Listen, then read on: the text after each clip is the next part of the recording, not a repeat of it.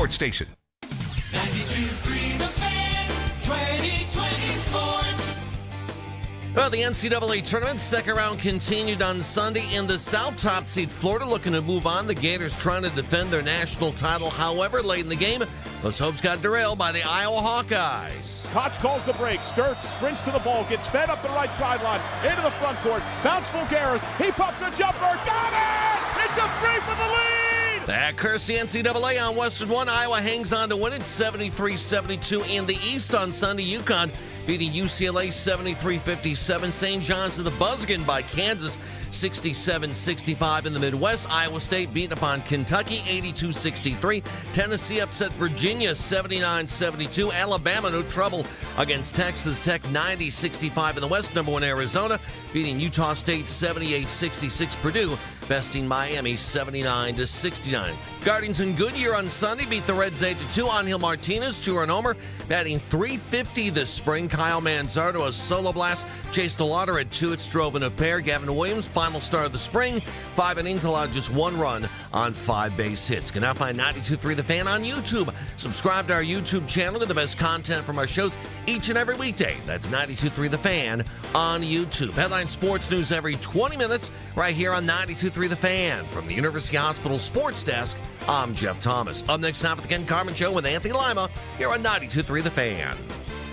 The afternoon drive. You got to put the locker room in a position to succeed. You do. Those guys owe it to have somebody to fall back on. And that's why I've always said it's equal parts Shador insurance and it's equal part Deshaun Watson insurance. I need somebody that, if Shador's not ready to be a starter in the NFL, can plug in and play. And that also allows you to never have to see Deshaun again. I do think there's part of the locker room that would say, Deshaun Watson, that's not, you're not giving us a real chance there. We know what you're doing. How do they position this quarterback room to make it seem like if it does go bust, they didn't just ship 2026 down the river? I don't think you can. I think at this point it's incredibly hard. You care about it way more than I do. The idea that like the locker room matters for this year and these guys have to get winning and environments and all this other stuff. It doesn't seem like Andrew Berry cares about that at all. I would agree with you, and I really question that about Andrew Berry. The afternoon drive. Weekdays starting at 2.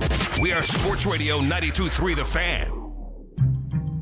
The Ken Carman Show with Anthony Lima. Into Tanner from three-quarter court. The heave, the prayer. He almost banked it in. Oh my! Off the window, off the front of the rim, and it popped out. No good. And we have Husker madness in Oklahoma City. Bocatitis inside, lays it in. 2 seconds to go. Innocenti inbound to Grant Foster. Tyon Grant Foster at the horn. It's over. The Texas Longhorns are going to the Sweet 16. From the first 4 all the way to the Sweet 16. Texas wins its 3rd game of the tournament. They beat Gonzaga. Bill Self is out near half court saying no fouls, no fouls. Inbound comes to Darling. 3 seconds, 2 seconds. Darling on the drive to the rim. Layup is good. Layup is good. St. John's wins it 67-65. Condon to lead, driving to the cup underneath. Great of the lane, can't get a shot, and Iowa wins! A Sunshine State stunner! Iowa bounces Florida in Tampa, 73-72. This is Cleveland Sports Radio 92.3 The Fan. Audio courtesy of Westwood One. Good morning. Morning, Kenny. Get something off my chest here when I start this. Well, by all means. All right, yeah, I might as well. It's a show. Get something off my chest. This show is a collection of things off Ken Carman's chest. Off my chest, yes. Off my chest or your chest? Both we can't get anything off your chest? I'd say of the off my chest things, it's about 90-10 Ken. How is it? Definitely 90-10 Ken. Things off my chest, things off Tone's chest, things off everybody else's chest. Yeah. It's basically how it goes, yeah. That's power ranking right there. Because you reach a level of annoyance with things that are going on that far exceed me. Annoyance with things going on. What was it Wednesday? Well, I know it was probably a lifetime ago. On Wednesday, you were so annoyed with something that basically hijacked the first hour of the show, and I'm like, this didn't even register. This wasn't even in my top 1,000 things that annoy me, and you were going on, and I think you were mad that I didn't share in it. And someone will remind us. Because it was, I'm gonna go look. It was how we left on Wednesday. Because I was like, Cavs? man, Ken is. Was Ken it is Cavs? No, I don't think it was. I'll go back and look. I'll look Okay. at my notes. All right. Well, now I don't want to share because now I don't want to sound like I'm I definitely complaining. want you to now. Well, I just don't understand how we live in a society. And like you and I talk about Extend Technologies all the time. You okay? You hearing something? I might have done the wrong coffee. I don't know. Go ahead. Did you grab cold coffee by No, accident? it's not. But that's the thing. It's not cold. I make the same coffee every morning. It's fine. Okay. Misfire. First sip's a little off? Yeah, first sip was off. Okay. Interesting. Anyway, how can we talk about Extend and we tell everybody how easy it is? Mm-hmm. And like, I couldn't have been the only one. You end up, how many people ended up at a bar, restaurant for games over the week, from Thursday to Sunday? It was all weekend for me. A lot of people, exactly.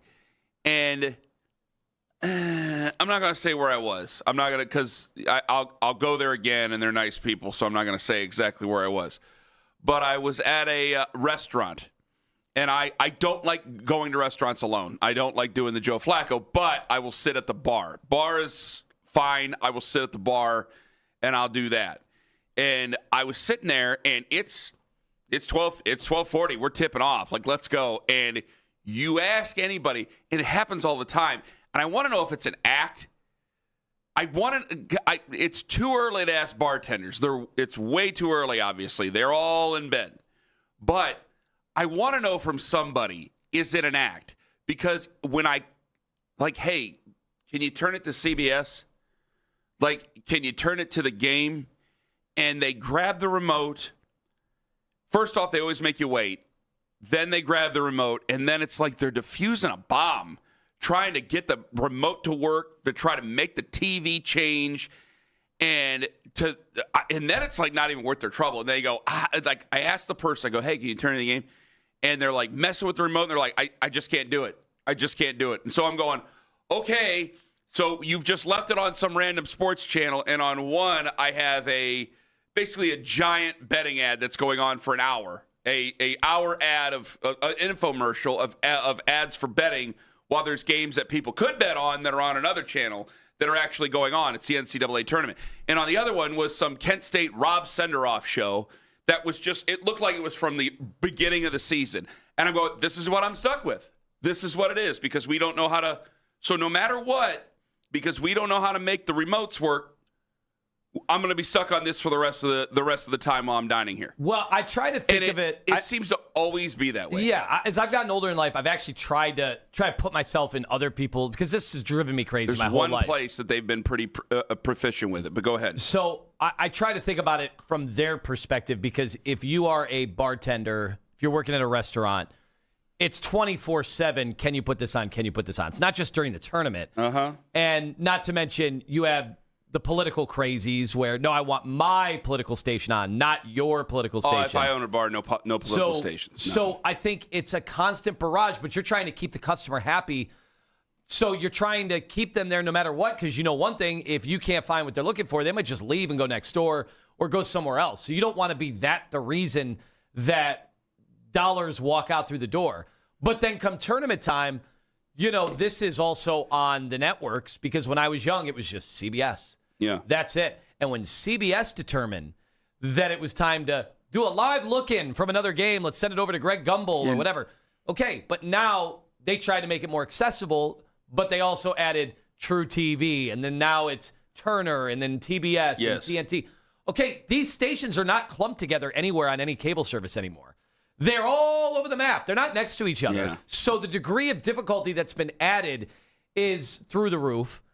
I went back and forth to the hotel bar down in Dayton, where they had obviously the high school games going that people wanted to see that were in town. Okay. But also the NCAA tournament. And when I showed up at the bar, it was just women's basketball. Women's basketball tournament was on.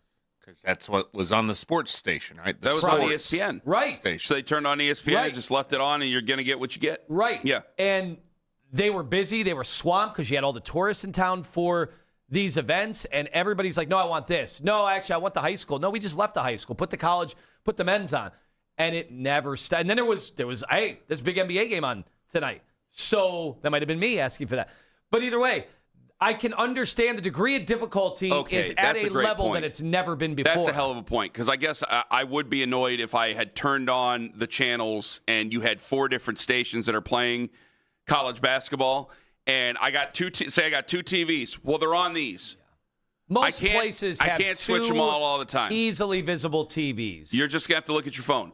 But, like, there's one place that they have been, an unpaid testimonial. We have a B-Dubs in Streetsboro, and if you ask them to turn the channel, they'll turn the channel. If you ask them to, they will do it very quickly. I think that's a lot of B-Dubs, though, too. I think that's part of the training. Yes. Isn't that what they specialize in? There's TVs all over the place. I mean, it's basically like 100%. walking into it, like the We have inside one of in a town, scoreboard. and they actually, in the booths, some of them have. Oh, my goodness. I did not know that. So I didn't know they had TVs in the booths. So I would go, I guess I would just go to one of those. But the one in Streetsboro, it's fine. It's fine. But if you, like, I was not in Streetsboro. I was not at a restaurant in Streetsboro when this happened. I'm not going to tell you where. It was just, and I go, man, it's been my entire life. You ask them to turn the channel, and I don't know what it was like for people in the 70s where they're like, hey, Bob, turn the channel. He went up and he clicked it over, and then that was it. But, like, here, it's just they're messing with the remote, and they're trying to get the things matched I've up. Always and I never know how it's insulting pure this is, so you'd have chaos. to ask somebody who works at the bars. But is it insulting when someone like me goes, hey, I'll just make your life 10 times easier so you can go make some money. Just give me the remote. I have done that so many times, and I'm thinking about it as it came out of my mouth just now. I'm like, man, that is rude. I think it's pretty insulting. That is pretty insulting. However, I am actually trying to make their life easier, because why sit here and argue with me, or not even argue, but finagle around? No, I think it's on that one. Just let me handle it so you can go grab serve the your remote. customers. Oh, I've said, hey, I'll just take the remote from you. That's a powerful, powerful thing Now, to have the remote. I've also had buddies that have come in, $20 bill here. We're going to be here for a while. Put this on. And, That's a better idea. Money always talks. That's a better idea. Yeah. That's a much better idea. Oh, we were somewhere Saturday night. We wanted to watch something completely different, but it was on ESPN, and I was like, can you just put it? Was it wrestling? It was. Yeah. It was the NCAA final. We're like, can you put it on the TV? They had 10 TVs. We just want one of them. Just put one of them on, and they go, what channel? ESPN. We don't know what channel that is. It's always that way. It's always that way. Anyway, do you think that are you worried that the tournament's bad because what is this problem? Saw a lot of bitching, obviously, over I'm the having weekend. a blast with the tournament. I don't understand what you're looking at when it comes to complaining. Tournament's been fine to me. I don't know if every year we always measure the tournament by the crazy last second shots and upsets. That's what we base the tournament on. Now, yesterday we did have a buzzer-beating layup in Kansas. But it's schools. St. John's. The stuff I saw was it's schools that you don't know. You don't even know where they exist at. There aren't enough of them anymore. There was only one this year, really. What, High Point? High Point. And we learned a lot about High Point. Right. And it was UMBC in years past, or Florida Gulf Coast, or, those schools that you didn't know existed, and here they are. Well, I thought there were plenty of things to get excited about. There's people who are upset about the tournament being chalk or whatever. I didn't think it was much chalk. I think it's a realization that the advantage, what used to be awesome, was to see the Blue Bloods with their amazing recruits, but those kids are young and 19 years old or whatever. Okay. Versus the grown men that have lived on campus, that have moved out, have gotten married, and have kids, and are seniors and look like grown men that are probably not going to pursue basketball afterwards, but have played together for 6 years at a small school. But now with NIL, those kids are long gone. And there was the one kid from Vandy who was like 25 or something like that when I was watching. Okay. Like Wally Zerbiak is not staying in Oxford in 2026. He's just transferring after his first year. But I also I don't and going to a Blue Blood. I think it's kind of, and I know that St. John's they don't have football, so they just throw it all towards men's basketball, and they do have alumni there. I do think it's kind of cool to see St. John's back as a nationally prominent school. I thought it was fun to see High Point win. I thought it was fun the way St. John's had won. VCU and their comeback, I thought that there was plenty there over the first weekend. I really did. I thought that there was plenty to it. Did you see that the South Florida coach went to Providence because of NIL? Yeah. Oh, yeah. So and turned down Syracuse. I did not know he turned out. So Jerry McNamara was like the third guy? Yeah, he was not their number one. How is that possible? The South Florida guy's from upstate New York. He's from Western New York. But no, he was not the first guy. Lord. But it's like I just pull up. You brought up St. John's. It's a great story, obviously. And I was one of those at Ohio State when Holtman was done. I wanted Patino and I wanted Calipari. I said, let's just have some fun. And the first article I pulled up for St. John's, inside the billionaire NIL donor behind St. John's. Well, you're just not going to get that at the small schools, at the mid-majors, which is what has gotten people over time to fall in love with the tournament, was the threat that the mid-major could shock the world and beat the blue blood. And now that's done. I got to tell you, I disagree. I'm having a blast. I've had way more fun this year than I had last year. Now, I didn't watch as much as I did this year, granted, but I had way more fun watching this year than I had. Well, so the appeal to you for the tournament wasn't the little guys beating the big guys. Well, I thought we had enough, but I just think it's better basketball, to be honest with you. You got some guys who are 25. You got some European guys that are there. I just think it's better than what it's been in the past. Plus, second halves, they start to lock them down defensively. I enjoyed it much more. Yes. Like, do you count Iowa as a little guy? They're not a basketball school, right? They just fired Fran McCaffrey last year, right? And then they're playing. Because I would consider them a little guy, even though they're Iowa. Who the hell did Iowa play in the Big Ten? But if you said that to a Mid-American Conference school, they'd be like, what? Lord. Correct. If I said it to George Mason or whatever. Yeah, I get that. But it's a team that doesn't play basketball or not known for basketball. Yeah, well, Iowa spent less than Ohio State did on basketball, and they're still playing. Well, how's that work? Nebraska spent less than Ohio State basketball. Nothing's ever good for you. They made a 15-point comeback. All those teams have spent they had a 15-point comeback on Thursday. Didn't hear nothing from you. First team eliminated on Thursday. 216-474-0092. One day people here. One day I hope to be Nebraska basketball. Do you think that the tournament sucks now because of NIL? Is that what you want to ask him? I think that's what you want to ask him. Man, I hope it ends up being a win-win for both teams. And at 640, I thought we had all done this, but apparently I'm about to be deposed again. Ken Carman, Anthony Lima, and the deposition of me at 6:43 on the Fan. It's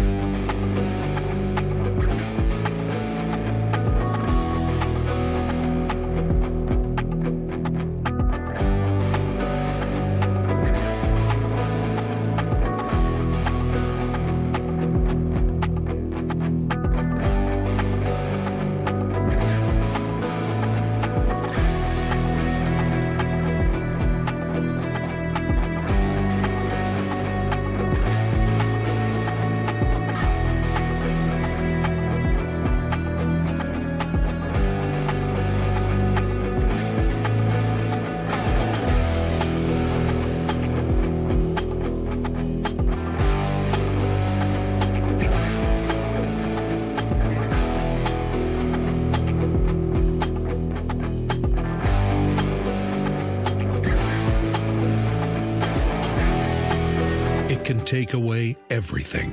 K&R helps Ohio families through their hardest moments, standing strong when it matters most. When you're hurt in a car, you call K&R. The final weeks of the NBA regular season are here, and the playoffs are just around the corner. Get ready for a Cavs run in the Eastern Conference with the best basketball talk in Cleveland. We are Sports Radio 92.3 The Fan.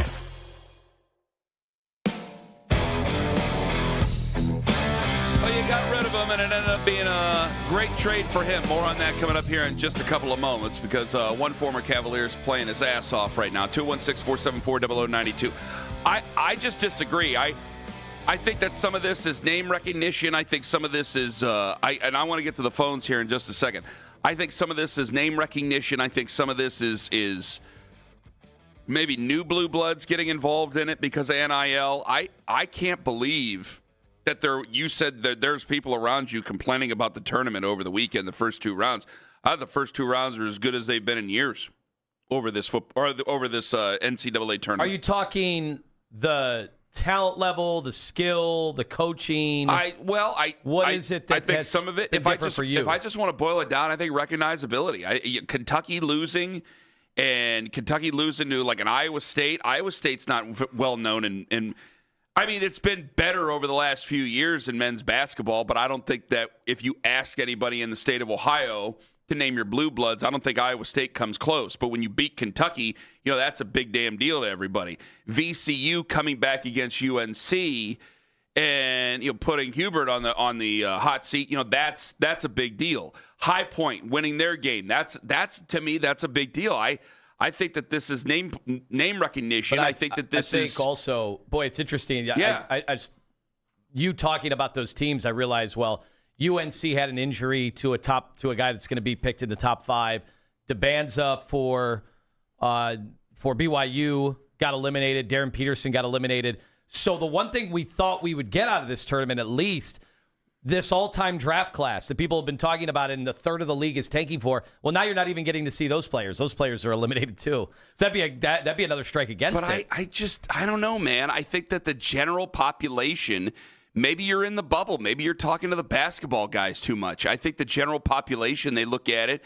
I think it's been better because of the 25-year-olds, but I think with general fans, once you get to the Elite Eight and everything like that, I think they want to see more of the blue bloods, maybe one more Cinderella. But I think with everybody else, it's like, hey, this is what this weekend was about, and I think you got enough to satisfy everybody. I think that people are going to be really excited about this tournament today compared to what it was Monday last year after the first two rounds. I think people are way different than where they were last year. Dustin in Miami, you're first up on the Fan. Gentlemen, top of the morning. How we doing? We're doing well, Dustin. Go right on ahead. All right. So, look, a couple things with this. First off, Lima and the tournament are synonymous. That used to be my guy. We used to go skiing on West 6. That was fun. But I got to say this. Owen compromising the integrity of the tournament with that FGCU slander is absolutely – that's a felony. What are you even talking about? Riddell pitched there. Uh-oh. And – okay, that's FGCU. It's absolutely nuts. The What are you tournament hasn't been the talking same since about? Carmelo. What's the problem, Dustin? The tournament hasn't been the same since Carmelo when the Jenkins kid hit the shot. We all know it. The Villanova kid, it's look, John over there, the new guy, he doesn't even know who Iverson is. He's all about Embiid. What? Oh, my God in heaven. Well, I will say this. Let's not let that ever through again. Oh, my God. I do remember that Florida was all Gulf over the Coast. place. They were awesome. All right. Dunk City? No, apparently I slandered them. Does that prove your point, that call?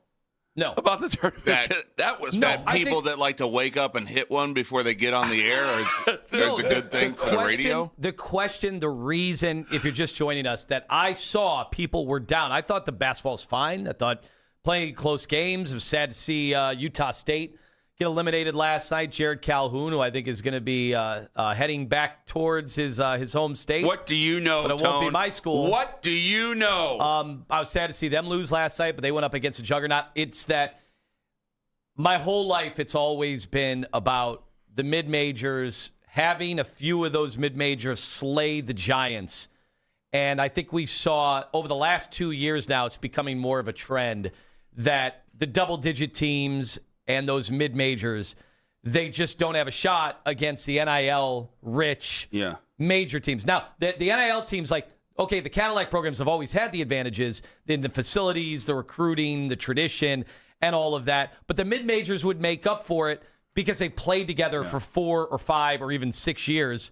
Hell, with COVID, 7 years, 8 years. Well, that's gone now because the NIL, the money's out in the open. They'll just take those players. Before we move on to this Cavs thing, I want to remind everybody that if you're on your way to the airport, you could have some flights delayed. If there's flights coming from LaGuardia or you're trying to go into New York City, there was an Air Canada plane that collided with a Port Authority fire truck at around midnight last night, 11:45 midnight last night. 2 confirmed that have passed, which are the pilot and the co-pilot. We'll give you any more updates as soon as we possibly can throughout this morning. Coming up at 8:20 this morning, the dangerous one, Daryl Ruiter. Jarvis Landry really doesn't like Kevin Stefanski. The saga continues, and we'll ask Daryl about that coming up at 8:20 this morning. So Darius Garland had 40 points last night? No, the other night, he was awesome. He had 11 assists, 8 threes. For a second ago, I thought he was great the other night. I didn't see. This is the time of the year where the NBA gets totally buried. Okay. Because of the tournament. So even the NBA fans are watching the tournament too. So you play these games against, they played against Dallas. Now, we have found out the hard way. You can't take Dallas. Can't take them for granted. But Darius is shooting the best he's ever shot in his career. He's shooting like 50% from 3 since he's been traded. Isn't it okay if the trade is a win-win? Is it not okay if both teams get what they needed out of it? Darius Garland is a young player. Now, I worry about his future as far as his health. I think he's, from everything that anybody says, I worry about his present because of his health. Well, everybody says that he's going to struggle with this toe injury for the rest of his career. All right, if he's struggling with the toe injury the rest of the career, I don't want to root against him for having 40-point games. I don't want to root against him for having good games. I have to focus on what the Cavs did and the trade that the Cavs did, because you've pushed your limit that much further when you traded for a 36-year-old basketball player in James Harden. Now, James Harden seems to be more rugged, more dependable when it comes to actually playing the game. He's played in a vast majority of basketball games that people don't realize, but he's also the better overall player. Darius can grow into a good player. It's almost the same argument that we had on Friday when it came to Evan Mobley and Giannis Antetokounmpo. But it's okay for it to be a win-win. If this all works out, I have no ill will towards Darius Garland.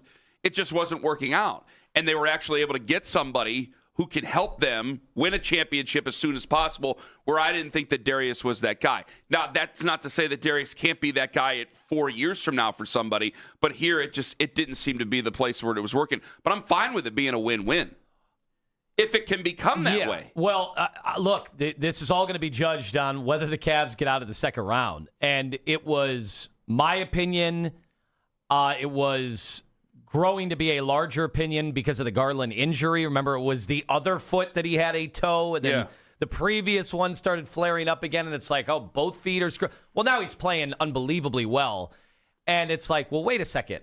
Did the Cavs just trade somebody who's actually fully healthy and was going to be healthy?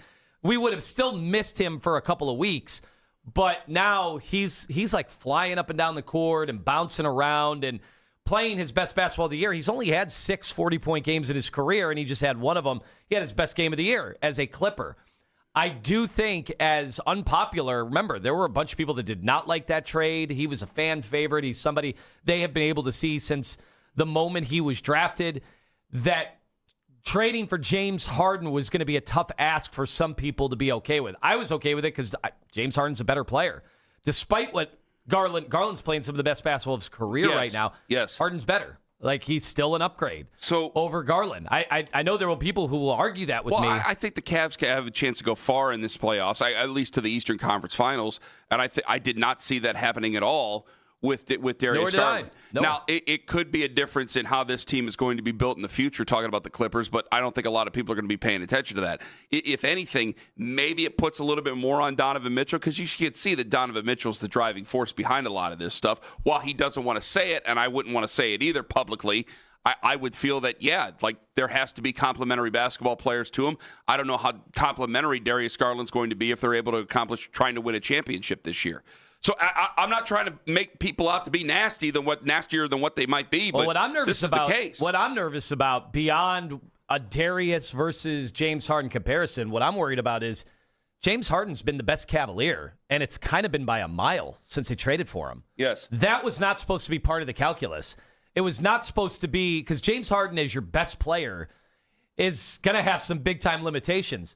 Why is it right now that James Harden has been clearly better? Is it because of the injuries to Donovan? Mitchell? Is it because of the injuries, or is that just an excuse? Well, but either way, it's a reality, and it makes me nervous. Well, I mean, when you're playing with an 11-time All-Star, I mean, we can call it what it is. Now, I'm not trying to draw conclusions here. I know Joey likes to make the videos and make me out to be a bastard about this, but let's call it what it is.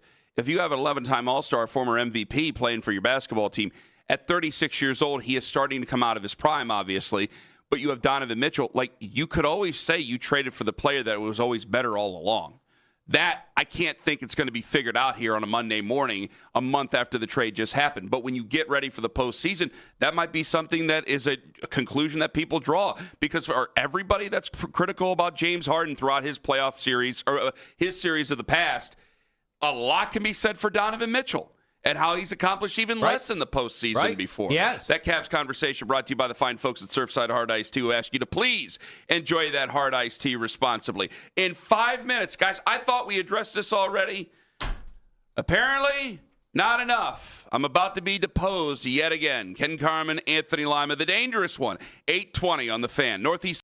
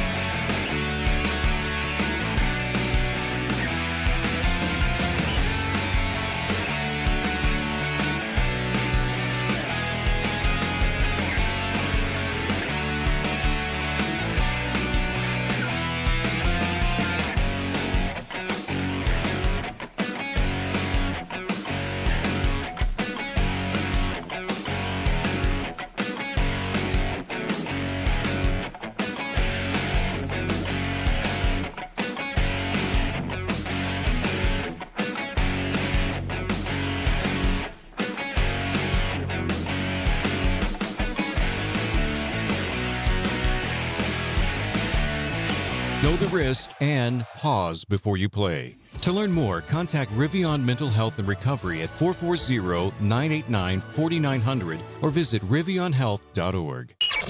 Listen to 92.3 The Fan on the Odyssey, iHeartRadio, and TuneIn app.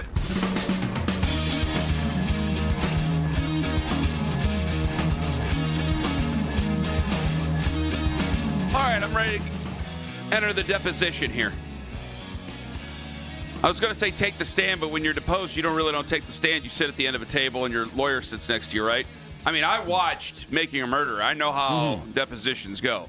I love a good deposition. You ready to depose me again here? I thought this was all taken care of. Apparently it hasn't. So you go right on ahead there, boss. Well, I was first surprised that things escalated the way they did at the end of last week. I'm driving down to Dayton, having a good old time, getting ready for boys basketball, the tournament, all these players, all these teams, all these coaches. And then I heard you get into it in a big way. And it does. Anytime I hear other people arguing about something I've never really thought about, then it obviously forces me to think, well, wait a second.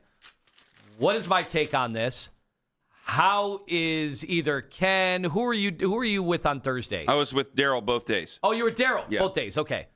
And it came up, and I was like, well, I never thought about this because obviously the Eagles would never trade Jalen Hurts for the number 6 overall pick in this draft, especially. Maybe if it were like 2 years ago, maybe next year's draft. But this year, no. The Eagles are obviously not giving up their Super Bowl winning quarterback who has pretty much been, I think, top 10 the last 4 years, kind of hovering around 10, give or take, depending on where it is. Yeah. I don't think he's like one of the elite quarterbacks in the league, but I think he's certainly a proven winner and part of their machine, and obviously has been as clutch as you can think about. That Super Bowl. Like, I don't know how many guys that day could have performed as well as he did. Either way. Mm-hmm. And to hear you say when we're in this region of this, okay, I guess we'll throw Shedeur out there. I guess we'll see if we want to bring in another veteran. I guess Deshaun Watson, will try him out for the quarterback. Like, it's widely regarded that we have the worst or one of the worst quarterback rooms in the league until proven otherwise. Yeah. This draft is considered, when it comes to prospects and their levels, doesn't mean there can't be all these Hall of Famers in this draft, but on paper today, when it comes to prospect, because that's what you're doing, you're prospecting with the draft and you're assessing value when you're talking trades, it's just considered a bad draft at the top. All right. So what's the issue here? What's the problem? That you said you wouldn't trade the 6 in this draft for Jalen Hurts. I was like, I can't believe that's an opinion that number 6 overall. For a guy who's arguably, I don't know if he's I think he's arguably top 10, not top 5. Right. Yeah, that's fair. I think the Sando tiers had him at 6 and 23, 11 and 24, 9 and 25. So I'd say it's pretty fair to say he's been around top 10 the whole time. I'd rather not. And my issue was why I got so worked up because at first, I started the day on Wednesday, or I ended the day on Wednesday, I should say, getting ready for the day on Thursday. I started getting ready for Thursday with this Tanner McKee stuff. Yeah. And so when I'm seeing the Tanner McKee stuff, and then it got bandied about trading for Jalen Hurts, and then John started convincing me of both, and I go, so they're going to trade Tanner McKee to us, but if they don't trade Tanner McKee to us, the guy that you guys are fine to trade, then you're going to trade for number 6 overall with Jalen Hurts, who's already in a Super Bowl window now, and it's the most important window. Why would the Philadelphia Eagles, in a draft that everybody has told me that is not good with quarterbacks, trade their starting quarterback they've won a Super Bowl with for the 6 overall pick? Like, didn't get... in this draft that was my especially, issue. They wouldn't. So that was my issue. I go, we're just coming up with any scenario we can, and we're not really... and I've learned this working with you. You can't just say, hey, trade number 6 for Jalen Hurts. It's... You got to say trade number 6 for Jalen Hurts, and then you have to think about steps B, C, D, E, F. Yeah. Like, you can't just say that. You have to be ready to back it up. No, and I get, like, the Tanner McKee thing is interesting because it's another one of those guys, almost like Malik Willis, who has not played much. Obviously, we know backup quarterback has always been, it's one of the old adages in sports talk radio. Why is the backup quarterback always so popular? But the whole point is that when you are a desperate league with so many teams that are desperate for a quarterback, you're like, well, that guy's in a good system We've seen him here and there show flashes. What could he be if you extrapolate that? What if you gave him more time, more seasoning, whatever? He has not been thrown. Tanner McKee has not been thrown to the wolves. He hasn't been. How many guys we talk about very quickly in their careers were like, oh, they got ruined by that team? No, well, he's in a good situation, so maybe he's worth taking a look at. Yeah, and that's why. Yeah, the Eagles always talk turkey on someone like that. In terms of a trade, maybe the value has been driven up. Now we're more apt to look at guys that could be salvaged or, I just reclamation projects. I just didn't understand how we went from trading for his backup to trading for him, and that Howie Roseman would ever consider trading the most important position on the field for number 6 overall. Yeah, he wouldn't. So he wouldn't, and I that's why I got upset. I go, man, we're just thinking of anything we can to get us out of this situation, and to me it came off as desperate. But to me, you come off as this is what I don't understand. If and I know at times, because we do this every day, we get into a bubble, and I'm just like, if Ken Carman were in any other city in the country, he would say the Browns have one of the worst quarterback rooms in the league, if not the worst, right? Because that's what everybody says. Yeah. Go anywhere else. Yeah, we all know. We all know. So outside of the Shador people, which that's a whole different discussion. Everybody thinks the Browns have this terrible quarterback room, yet a host in Cleveland says no to 100% of quarterbacks, it seems like. I don't say no Actually, to 100%. you did say yes to Baker. You would trade the 6 for Baker? I think you did kind of throw in there at the end that day. No, not that I think day. you were in your emotions. Yeah, I think at one point Baker came up and it was kind of Owen would. You were like, well, I would do it for Baker. I probably would have killed him for that. Yeah, if I would have said that.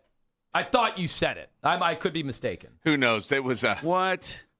It was a big, it was a whirling dervish of that doesn't sound words and sounds. I'm sorry, that doesn't sound accurate. By the way, if anybody's got audio, real audio of that. I bet if you put up a poll question, would you trade the 6 overall right now for Baker Mayfield? I bet you it would win because our fans know Baker. He played pretty well until the bottom fell out last year, but since the trade, he's been like what?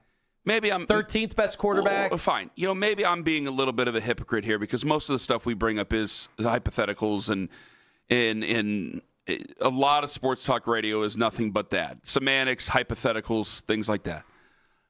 I couldn't believe that we again went from trading for the backup, which, okay, if you want to kick the tires on him, fine, that there would be an actual conversation about him. It's not about being afraid of any other quarterback. Well, you it's about keep making saying the right decision. All these guys are going to waste your time, whether it was Kyler Murray, whether it was Anthony Richardson. I thought they were all wasted time for 2 reasons in particular. But Jalen Hurts as a waste of time didn't make sense to me. I thought Jalen Hurts was a waste of time because it wasn't realistic at all. It just wasn't realistic. I mean, you we're said talking, you wouldn't make the trade. You said I would flat out not make the trade. And that to me is different. I just don't understand what world it could ever be done. Like the Odell Beckham No, but Jr. let's just trade. say they would do it. Let's say the Eagles would do it. I'm not trying to. Yeah, I know, but I'm not trying to be difficult. You said you would not do it. If the Eagles were willing to do it? Yeah, you said at the end of last week you would not do it because I was driving my car and I don't want to do the cliche, I almost pulled my car over. Yeah, and he did say You did say that. Yeah, and I'm like, man, Ken's saying no to 100% of quarterbacks right now. I'm sorry. So how do the Browns get a quarterback? Like, in your mind, is it only draft one next year? I'm going to wait. Yeah. So be bad and draft That's what one. it is. I'm not trying to be bad. I just think they're not going to be good naturally. But it kind of sounds like in your mind, I don't want them to lose. Be bad this year and get one, because how else would you get one? It doesn't kind of sound. I host a radio show with you. You always put me on the spot. There's no kind of sound. I either sound or I don't. You don't say the formula to get there, but we all know what it means. The formula is be bad. No, it means what I tell you. Next year. You don't want to say be bad because you don't want to turn away listeners. You don't want to tell them it's going to be a bad year. You don't want to say the word tank. But that's the only way to get the good quarterback next year. I won't say the word tank because I don't want them to tank. If one of their QBs end up being okay. You just expect them to be bad Of course I don't expect them to be very good. I don't expect them to be very good. So it's be bad this year, get the quarterback next year. That's not my plan is to be bad. My plan is to see what these guys have. I don't want to go further into any sort of silliness going down this primrose path desperately for all these other QBs. I don't know any other way to be more clear than what I'm being. I don't understand you. I don't understand anybody's question about it. I don't understand you at all right now because I think we're saying the same thing. You just don't want to. You don't want our listeners to hear the words come out of your mouth. If I meant what I said, I'd have said it.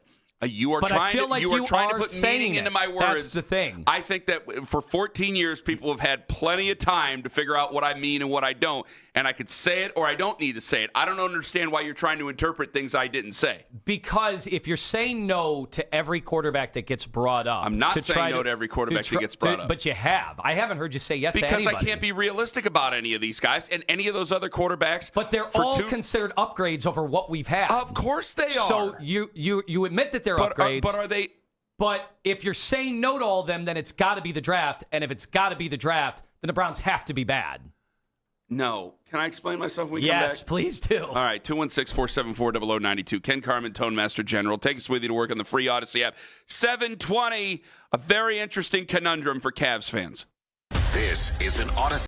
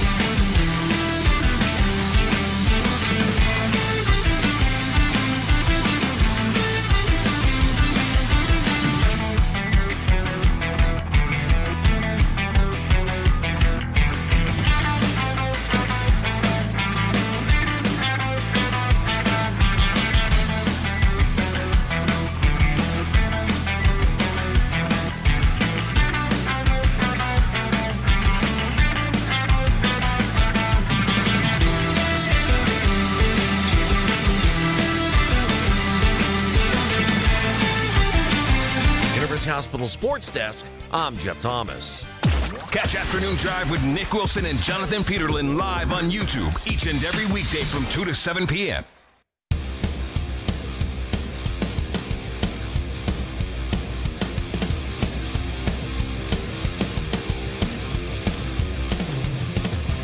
So I'm being put in a hell of a position here. Unjustifiably in a position I'd rather not be in, to be frank. Also, Cavs fans don't care about anyone else in the East, and I think that's partly my fault. That coming up at 7:20 this morning. 216-474-0092. So what exactly do you want me to explain? I want to know why Ken Carman says no to any kind of quarterback. I don't say no to any kind of quarterback. I mean, yeah, fine. If you guys wanted to trade number 6 for Jalen Hurts, fine. If you guys really wanted to, but I just don't think you're going to get the type of payout that you want. I think that there's a lot around his football team that helps him out. I don't think he would obviously have that this year. I just don't see him to be one of those Herculean guys that I give up top-end draft picks for in the NFL. I have respect for Jalen Hurts, but I guess I don't want to do that. Well, and obviously, I want to let the record show, like, you know, part of any of these things, and this would be more kind of this would be more towards your argument. All right, is that you got all the guys that are already in there, you're paying them, so that's a big part of it too. I don't care about money though. Hurts is going to be what, $50+ million a year, whatever. So that's also part of it too. But I guess I would ask, how many quarterbacks existing, like you would right now, you would take Josh Allen, Patrick Mahomes. You would take them no matter what they were making, right? Burrow, you would take no matter what he was making, right? Uh-huh. Justin Herbert, would you? Yeah. I would say yes, right? Yeah. But when we do this exercise, it kind of only sounds like like Jared Goff. Would you take Jared Goff? For number 6? I'm just saying you would take them and all the money they make. And then whatever you'd have to trade for them. Like, these would all be the substantial moves. Basically where you were with Watson at the time, Deshaun Watson. Probably not for Jared Goff. You wouldn't? Okay, because No. I think Goff has been a top 10 quarterback now almost his entire career. I don't know. He's been really good. I do think it matters. I think, well, in Cleveland, obviously, because now you've been bitten by the Watson thing, right? Did you ask me about the 3 first picks they are a different boat to me than $230 million. Money's money, and that's fine. But although we're kind of in purgatory with that and kicking it down the road too, but the 3 first-round picks were detrimental, and I don't know that, man. Even for maybe Mahomes, maybe Allen. I don't know Well, if it's Jared definitely Goff. Mahomes, You Allen. can't do 3 first rounds for Jared Goff. You can't. Right. But 6 overall. You'd give 6 overall. All of that is to say, those are proven starters. Yeah, of course. every time I hear you shoot down the idea of all these different quarterbacks, and you keep saying all of these quarterbacks are going to be a waste of our time, but you don't think this year is going to be a waste of our time. And I'm curious about how that is when we're expected to be one of the worst teams. You've asked me teams. that before, and that's why I'm surprised, because I've answered this before. I don't think that those guys. I just don't think it's not that I don't think. I know now. None of them were going to consider us. None of them were going to come here. It just wasn't going to happen. Now that's an easy card to play. All right, but let me get to it. Is that I got a young guy who does have a following. I don't know how great he is, but we'll find out. I got another guy who is a pariah for a lot of Browns fans who don't want to play him, but I think maybe Todd Monken, if Shedeur can't get this figured out with this new offense with Todd Monken, that maybe they would have to press the nuclear option and maybe Deshaun Watson, because I can't have him lying to the players. So you got him, and I guess I got Dylan Gabriel, but everybody knows what I think of Dylan Gabriel. So I have those, and it's not about tanking. It's not about losing. It's just about having a reset and catching your breath as a franchise and not going deeper into Hawk or deeper into any sort of silliness to try to fix this position. I got what I believe is going to be a nice draft class out there. I might as well either see whether or not this kid has it or his backup can resurrect himself, which the odds are against both, before I go and I make such a strong investment there. I'm sorry. That's just how I feel. So it's about playing for the 2027 draft class. That's just what it is. Yes. And that's not a terrible plan, but I don't think we can either lie to ourselves or act like that it'd be preferable that this current machination of our quarterback room, like, oh, we're going to see, hey, if one of them ends up being really good, then we're fine. We all just know that that's not likely the case. That it's likely you're just playing for 2027 quarterback. Yeah. That's all. That's it? Now I can get off the stand now? Is that a problem? Like you won't you're not reacting and you're not calling me silly, so now I think you're walking me into some sort of trap. You won't use the term tank, but that's what it is. I don't know. That's what you're doing. If I wanted them to tank, I'd say I'd want them to tank. I don't want them to tank. I want to let the chips fall where they may. You just know they're going to be bad. So they're going to be bad, so 2027 you'll get a top 5 draft pick, and that means you're going to get one of the quarterbacks. Yeah. Mm-hmm. Okay. But I don't want them to lose on purpose. If they end up going out there and winning 9 games this year with Shedeur Sanders, I'm going to go, okay, let's put a little bit more around him. Let's see where this goes now. But I don't think that they're going to be that good naturally. So if they're not that good naturally, then either A, I'll draft the guy at the top. B, I'll give up assets to draft the guy at the top because I think that they can get some talent. I know not a lot of people are excited about this draft class, but I think that they can get some talent, some depth, and help out their offense this year. Yes, what were you going to say? Well, there's talent in every draft class. What we've been talking all along is whether there are the elite prospects. Of course, that obviously we know how drafts work. Yeah. Guys that weren't considered elite prospects can become Hall of Famers. That's the magic of the NFL draft. That's why fans get so excited every year. But I would tell you that if you were to plot out the different ways that you would hope this goes, finishing in the middle next year, it would probably be worst case scenario because you didn't do things to make your team. You didn't go after some of the opportunities. Like let's say you finish in the middle this year, but Malik Willis ends up being really good. Then you've lost that one. Like that would be one way that would be less preferable. Finishing in the middle with Shedeur, but Malik Willis ends up being a top 10 quarterback. Well, then you lost because you didn't get in the draft next year. You didn't get the guy that was available at an all-time bargain basement rate, Malik Willis. Okay. And instead, Shedeur is just like the 17th best quarterback and you win 9 games.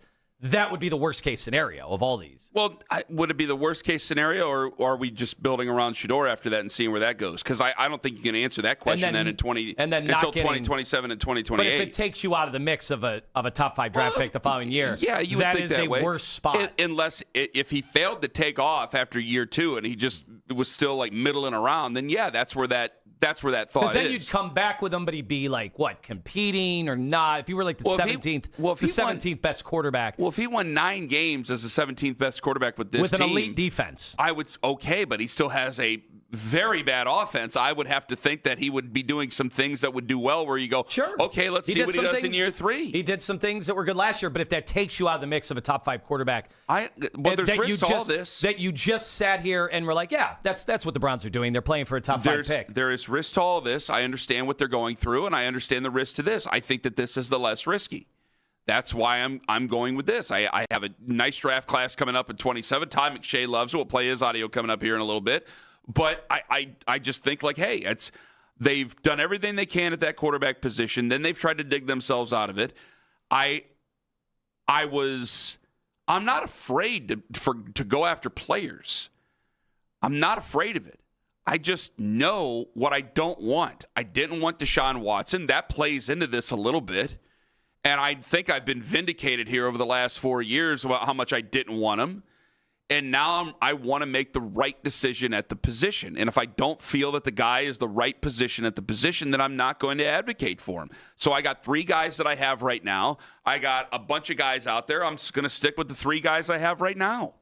That's what I'm going to do. A. Hefner says, do not let Ken Carman out of this. He said he wouldn't trade number 24 alone for Hurts. He's afraid of any quarterback outside of Shedeur. I'm going to let him out of it. I think he has talked his way out of it. You can sit here and call me. I'm just trying to make a pragmatic excuse, a pragmatic reason. Just because you want an excuse to go out there and act like an idiot every single week and have hopes that aren't real, that's fine. Or because you just want to be entertained by somebody else, that's okay. I mean, I'm trying to have real conversations over here. So a quarterback that doesn't have a draft class, a team that's bringing back veterans going into this year because they want another run at it. They're going to go into the end of the season with either Tanner McKee or Andy Dalton and nobody else. I mean, can we be real for a moment here? Can I step into reality? I mean, I know that a lot of us, what we do is semantics, but we can have some pie in the sky ideas. But let's call it what it is. I can't just sit there and play tradie all day long. Hey, give us your great player for our garbage. That's stupid. No, that is, yes, I agree. That is stupid. I don't know who's on Twitter calling me afraid. You can call me afraid all you want. I'm trying to live in reality. They heard what I heard at the end of last week, which you said you would not trade Jalen Hurts. You would not trade the 6th overall pick for him. No, I guess I wouldn't. No. Well, now you wouldn't again. Okay, because you've kind of gone back and forth now. Okay. The official answer, I wouldn't. Okay, there you go. So that's another no. Fine. 216. What we go? Do we have to check the transcript on this deposition today? No. Now you've clarified. You've had time to think about it. All right. I got people who want to get in on here. So, what do you just want people to talk me out of being afraid, quote unquote? What do you want them to do? I'm just trying to establish: are there any quarterbacks you'd rather have than Shedeur Sanders? I mean, who had one of the worst seasons a rookie has had? Who's had enough starts to have them in the last 15 years? I will find out what happens in OTAs, and if Deshaun Watson's better in OTAs, I guess I'll go on the record and say I'd rather have Deshaun Watson than Shedeur Sanders then. But I got to see what they do in OTAs. But all these other ones, it didn't seem to be like everybody wanted. Well, look at what they did with Sam Darnold. I go, since when are we the Seahawks? Now I'm getting agitated. I'm sorry. We don't want that. A lawyer would step in and go, "Hey, relax." That's how that would go. Keep going. No, not a lawyer. A lawyer wouldn't encourage me to do that. Just do it. Good lawyer, anyway. If you're Lionel Hutz or something over there. All right, coming up, I'm going to get to some of you guys. And Cavs fans do not care about anyone else in the East. And part of that's our fault. Ken Carman, Anthony Lima, that at 7:30 on The Fan. K&K Heating and Cooling.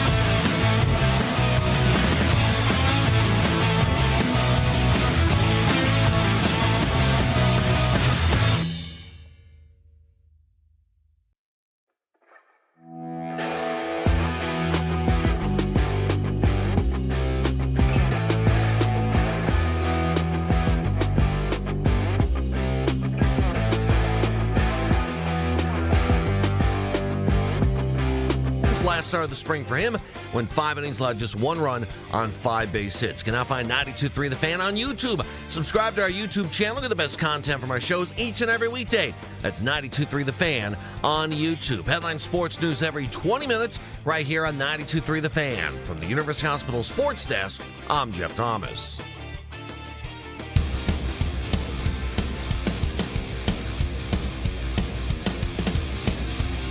So I think a lot of people think you got me in a trap. That coming up here in moments. Folks, baseball is back opening night live on Netflix. This Wednesday, March 25th, Aaron Judge and the New York Yankees clash with Rafael Devers and the San Francisco Giants. MLB opening night, Yankees, Giants, live on Netflix, 8 p.m. Eastern, 5 p.m. Pacific. Getting some more Gardos coming up this week. Season starts this week, Thursday, out in Seattle. Is that at 10 o'clock at night for us? Awesome. Oh, my gosh. Outstanding. Well done. I got to say, oh, my gosh, now my kid calls me out if I say the other one. So it's got to be gosh now. That's nice. I changed midstream. Go darn it to heck. Yeah, that's nice. So did you feel – so if I back myself into a corner enough or – I mean, I'm going to take the call here in a second. There's a lot of people saying I'm right. Like, we don't – and it's not just the Shadorians. Like, guys, like, I don't think it was right to take a guy and then do what they did with how they did it. I thought it was silly the way they conducted training camp. There were some people who thought it was the right thing. I thought that it could work out, but you had to be more organized. You had to have more opportunities. There were a couple of more opportunities just because of injury, like when Kenny Pickett went down after he took off running on the one Saturday practice, and then he had his hamstring problem. And that was it for Kenny. And then you had a Dylan Gabriel problem, and then that was it. And so you were able to open up a couple of more opportunities for Shedeur Sanders. But with the way things went, and I just look at it how it is, and I go, why am I going to get myself invested in one of these also-rans that if I don't feel it, I don't feel it? Like 2027 is a chance for me. Really, 2026 is a chance for me to get really excited and to find somebody in the 2027 draft class that I actually like instead of this. I don't want to be. I'm not afraid. Wrong. I don't want to act afraid. I don't want to be afraid. I hate talking about being afraid. I hate warning people, quote unquote. I hate doing any of that stuff. There is nothing. Listen, I want to say, I think most Browns fans are in. I think most Browns fans are doing this thing. They're walking the tightrope of juggling two opinions when they really think about one. They're like, well, if Shedeur is good, yeah, you would always say that. You'd say that with whoever was playing. If Dylan Gabriel, be like, well, if Dylan Gabriel has a great season, I don't see it. I don't think it's going to happen. But if he has a great season, well, yeah, just playing it out, you'd hope that any player you currently have would emerge and become a top 10 quarterback. But what people are really saying, I think, is that we're gonna throw our hat in the 2027 draft. Yeah. Rather than try for Malik Willis, Kyler Murray, well, Anthony Richardson, and the list goes on. What's the new one? Who's the Philadelphia backup that we Tanner McKee. Yeah, Tanner McKee. Yeah, see, when you can barely name him. Yeah, I admit it. That's why I don't really like to do it. Because do you trust Todd McShay? He was on our show. Do you trust him? He's got a good he's been doing this long enough now. He talks to enough NFL people. I think he obviously has credibility. When he talks about the 2027 draft class, it makes me feel like, hey, I'm on the right track here.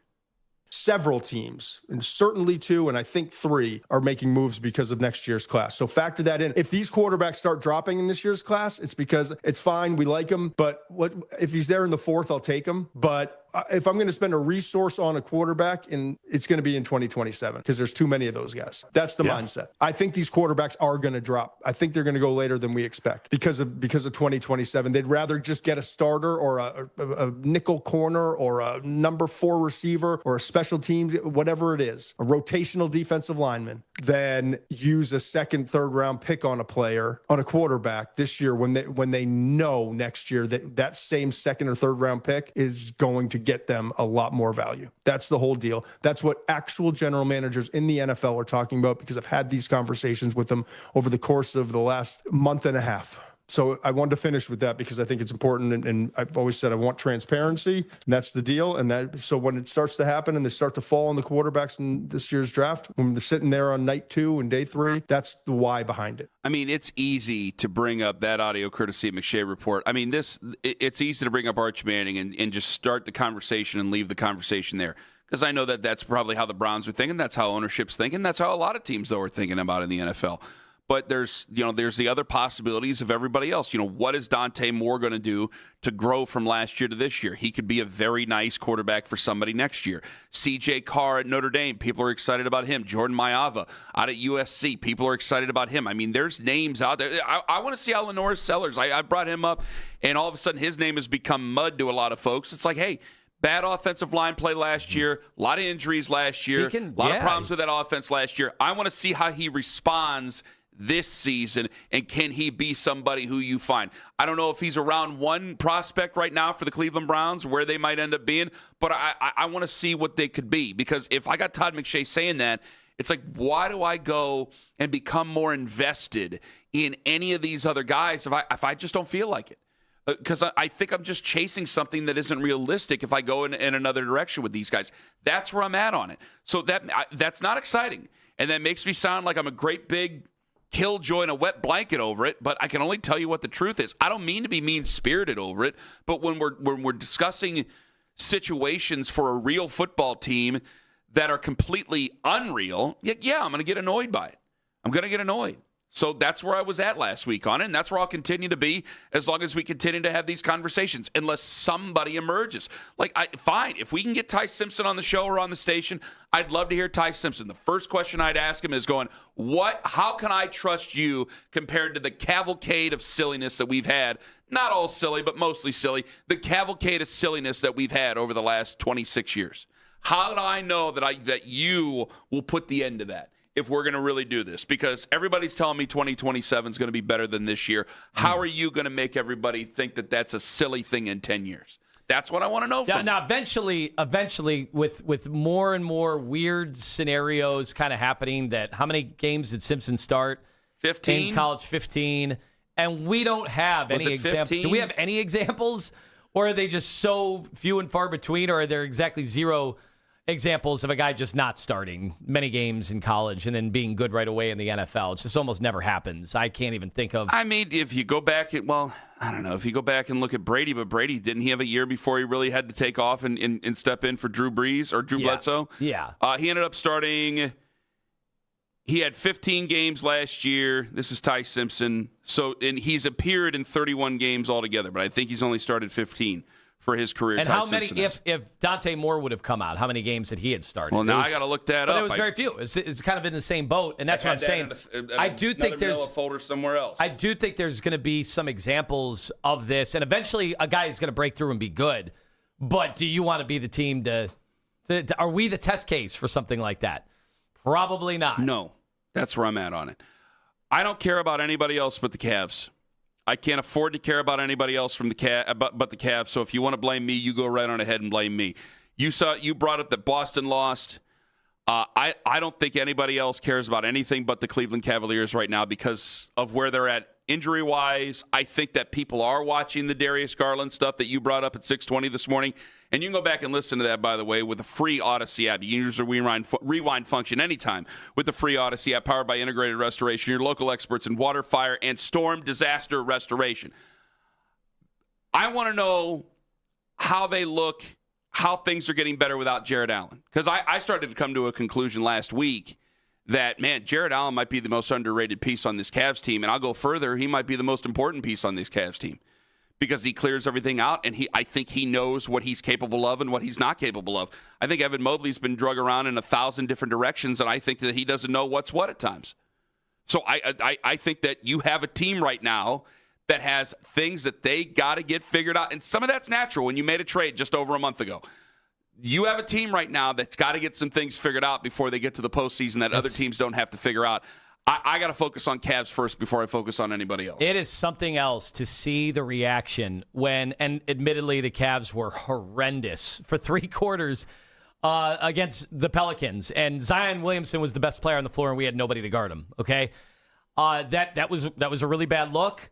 But does the average Cavs fan know that we have a better record over the last 10 than the Boston Celtics? Does anybody know that? No. Does anybody know that the Boston Celtics had the number 2 offense all year until Jason Tatum came back? And since he's come back, they have the number 16 offense. Does anybody know that? No. So why is it that all I'm hearing is how, typical Cavs, no shot. Donovan Mitchell couldn't get out of the second round. Not going to do it again this year. Why is that all I hear? Is it just because you guys aren't watching the rest of the Eastern Conference? Yes. Is that it? That Yes. Detroit just lost Cade Cunningham. We don't know when he's going to be back. Back on March 8th, when you went to Boston and you lost, that's it. And that's it. Yeah. That's all there is to it. So when you lose to Boston, and it's the last time you got swept by Boston for the year, that's it. That's how people stand with it. They're not they heard about Cade Cunningham. They're not watching Dallas, or they're not watching Detroit without Cade Cunningham. You had that loss to Dallas, that bad loss to Dallas. I think people just got a bad taste in their mouths. They're upset, and that's what they're paying attention to. That's all there is. So here's how it works, everybody. All right. There will be an Eastern Conference playoffs. These teams will all play each other, and eventually 2 teams will be in the Eastern Conference Finals. Whether or not their fan bases feel good about their teams or not, but I say that knowing that the Cavs are going to win 50 games again.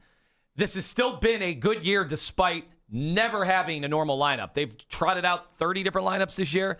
They've had how many injuries? Has it just been 30 or has it been 31 now? I think it's 31. I thought it was 31. No, they'll probably find a new combination for every game the rest of the way. Wait till tomorrow. We'll have 40 lineups by the end of the year. And I know nobody wants to say that's an excuse or justification, whatever you want to call it. But eventually there will be 2 teams in this conference, whether their fan bases like them or not, that will play for a chance to go to the NBA Finals. And I'm telling you today, on March 23rd, that the Cavs can absolutely be one of them.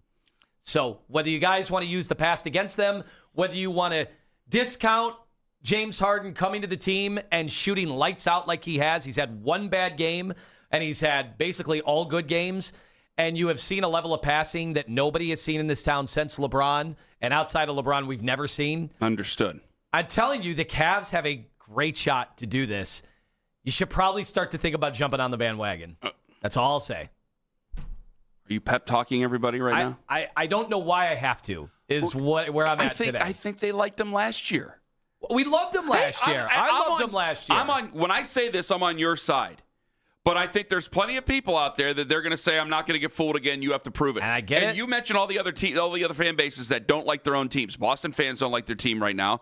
I think Detroit fans are worried about Cade Cunningham and when he's going to come back. I think they're worried about the Celtics. Knicks fans, they don't like anybody, and they certainly don't like their own team. And we're just added to that list. The only difference between last year and this year is that we liked the Cavs last year. Nobody likes the Cavs this year, or they don't trust the Cavs this year, and they're waiting for the other shoe to drop. That's where it is. They play a big Sunday game. They lose a big Sunday game. People get upset with them. That's the way that this has gone. It's only up to them to change it. And because of the line, when you're looking at 30 different lineups, when you're looking at the injuries, none of those are reasons to trust that this thing's going to go a long way. Yeah. Hey, look. Am I wrong or am I right? I'm right. Injuries obviously could derail any team at any point. I do know that James Harden is a lot more durable than what Darius Garland was. And look, I said previously that I did not expect James Harden to become the best player on the Cavs since the trade. He's been that. I am very worried. Donovan Mitchell has completely plummeted his efficiency numbers since February 1st. Mm-hmm. It is something that I'm not thrilled about, but that's why you make a Harden deal. Harden is somebody who can obviously handle this, and say what you want about his game 7s and memorable collapses in huge series. I know he's going to be available. I did not know that Darius was going to be available or not. So Keon Ellis is part of the rotation. Dennis Schroeder's looked terrible. I gotta be honest. The last few weeks he has looked god awful. So, that's another strike against the Cavs.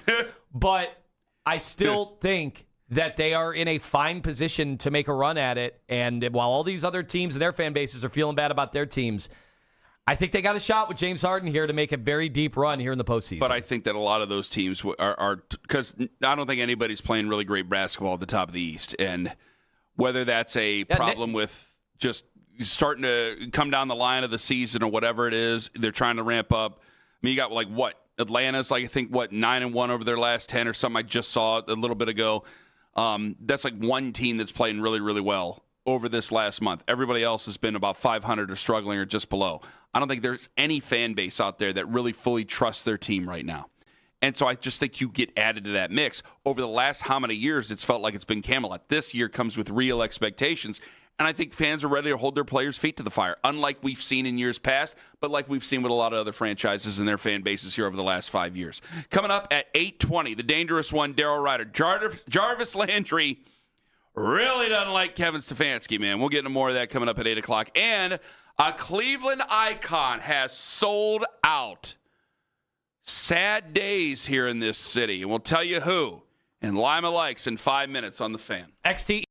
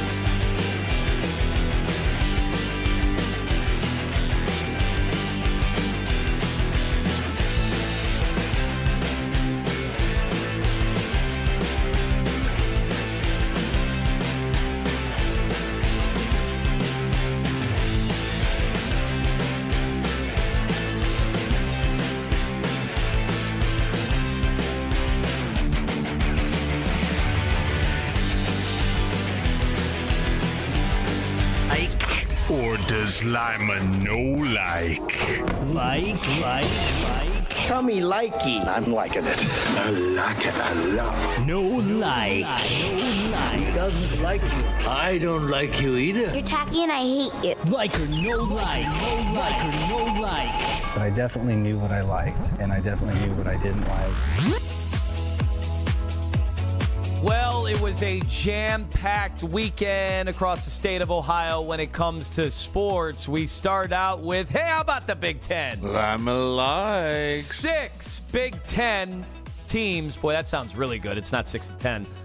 There's like 34 teams in the Big Ten. But 6 teams still alive in the NCAA tournament. However, Lima no likes. One of them is not Ohio State, as they got immediately bounced on Thursday. So I left the show. Wasn't it just enough to make the tournament for you since you hadn't made it in 4 years? You know what?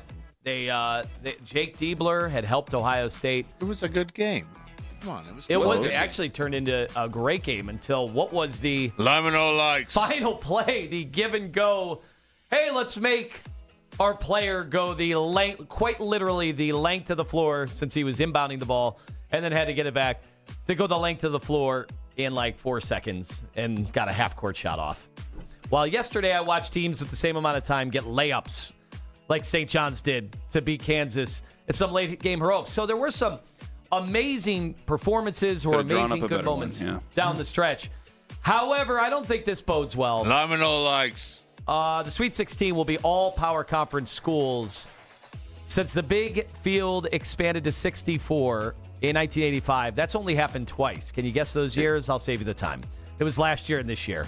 What has changed in college basketball in that time? NIL and transfers. Here we go, unlimited transfers. Okay, well, take the money out of their pocket. So long to Cinderellas, everybody. Take the food out of their mouths. Everybody wanted unlimited transfers and endless money to go to the recruits, and now you say goodbye to the Cinderellas. Does the shoes still fit? This is going to be a controversial thing. No, this is going to be a controversial not. thing. Is the Big East still a power conference?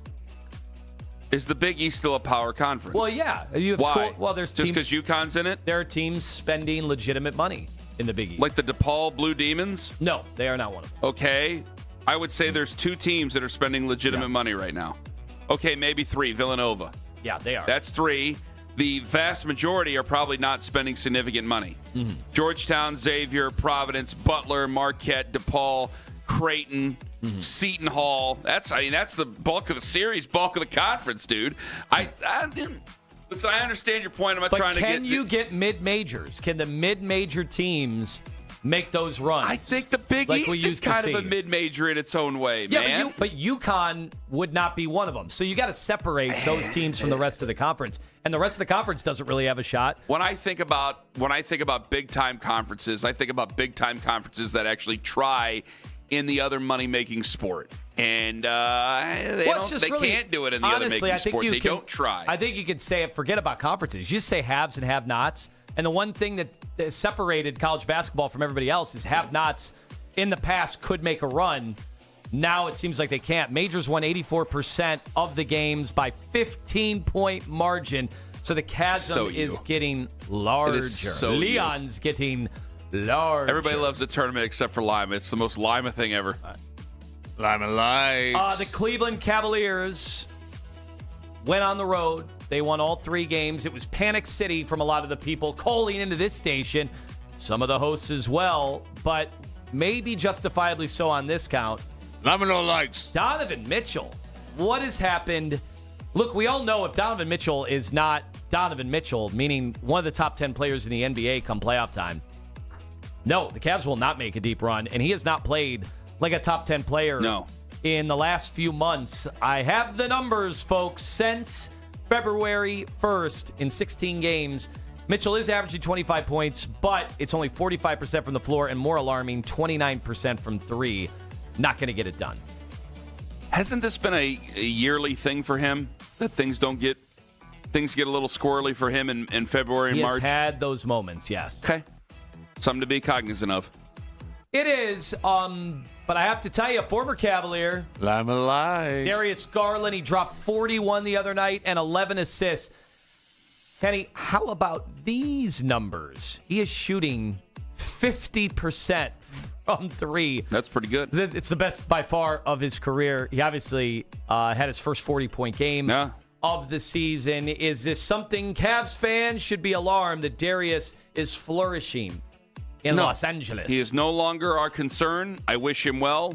The only concerns are for the Cavs. Unless the Cavs really take a downturn and he ends up being he ends up being the Steph Curry that Steph Curry thought he could be. Another thing to note. Hey, check out LeBron James and the Los Angeles Lakers. Hottest team, one of the hottest teams in basketball, 9-1 in their last 10. And they're the 3 seed in the Western Conference. Could LeBron James be a factor throughout the playoffs, Kenny? Yes. He's basically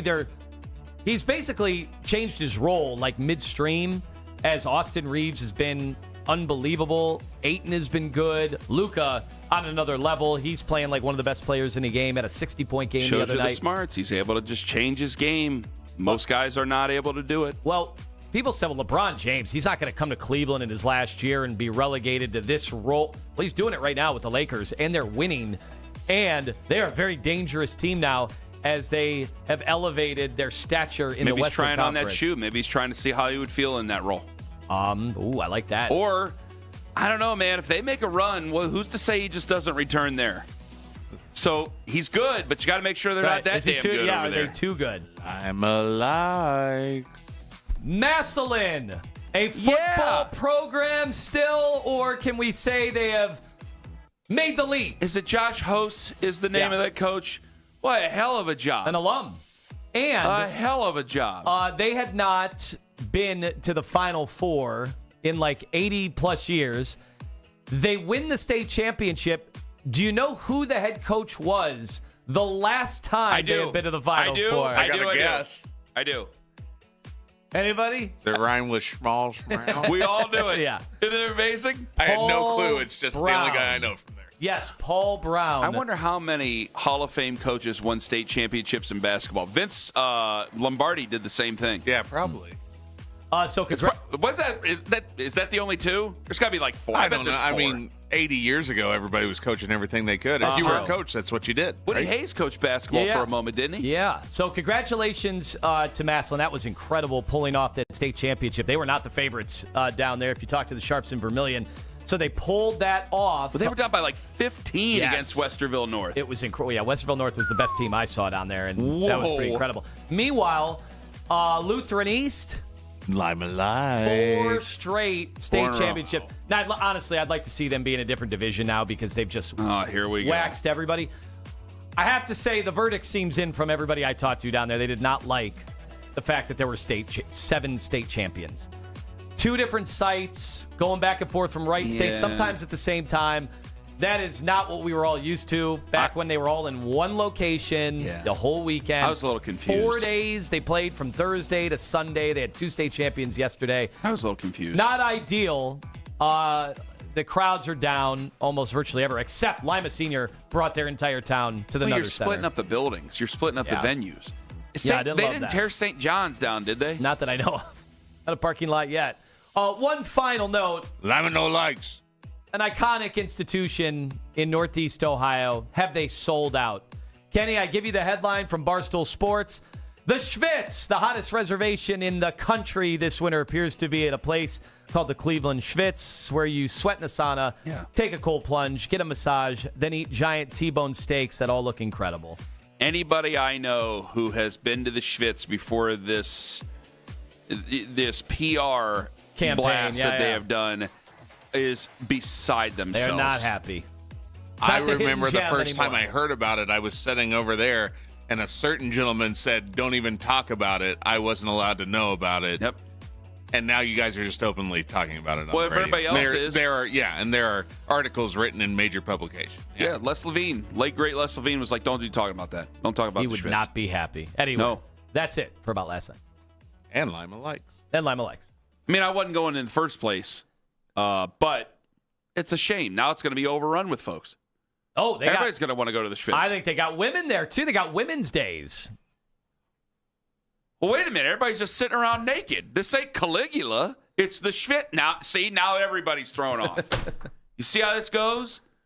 Lord. All right, coming up at 8:20. I was out. They pulled me back. Dangerous Daryl Ruiter going to join us at 8:20 this morning on the odds. You know what? How about you get twice as good odds when you draft twice as many? A question that our boss is dying for us to ask Daryl. Coming up at 8:20 this morning. Coming up here in 5 minutes, Alex Van Pelt was calling plays. Jarvis Landry says, yeah. Lima and I got to know why. Ken Carman, Anthony Lima, live on the Fan. I'll tell you why you go to Northeast Factory.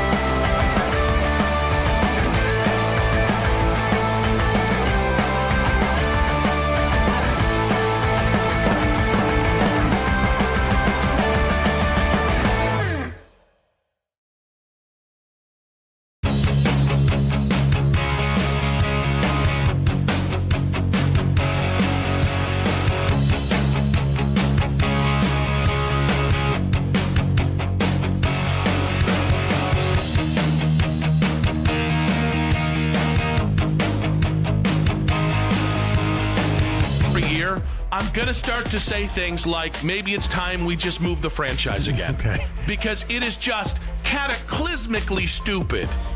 2 years is not long enough for any head coach, let alone a first-time head coach. The Afternoon Drive. Weekdays starting at 2. We are Sports Radio 92.3 The Fan.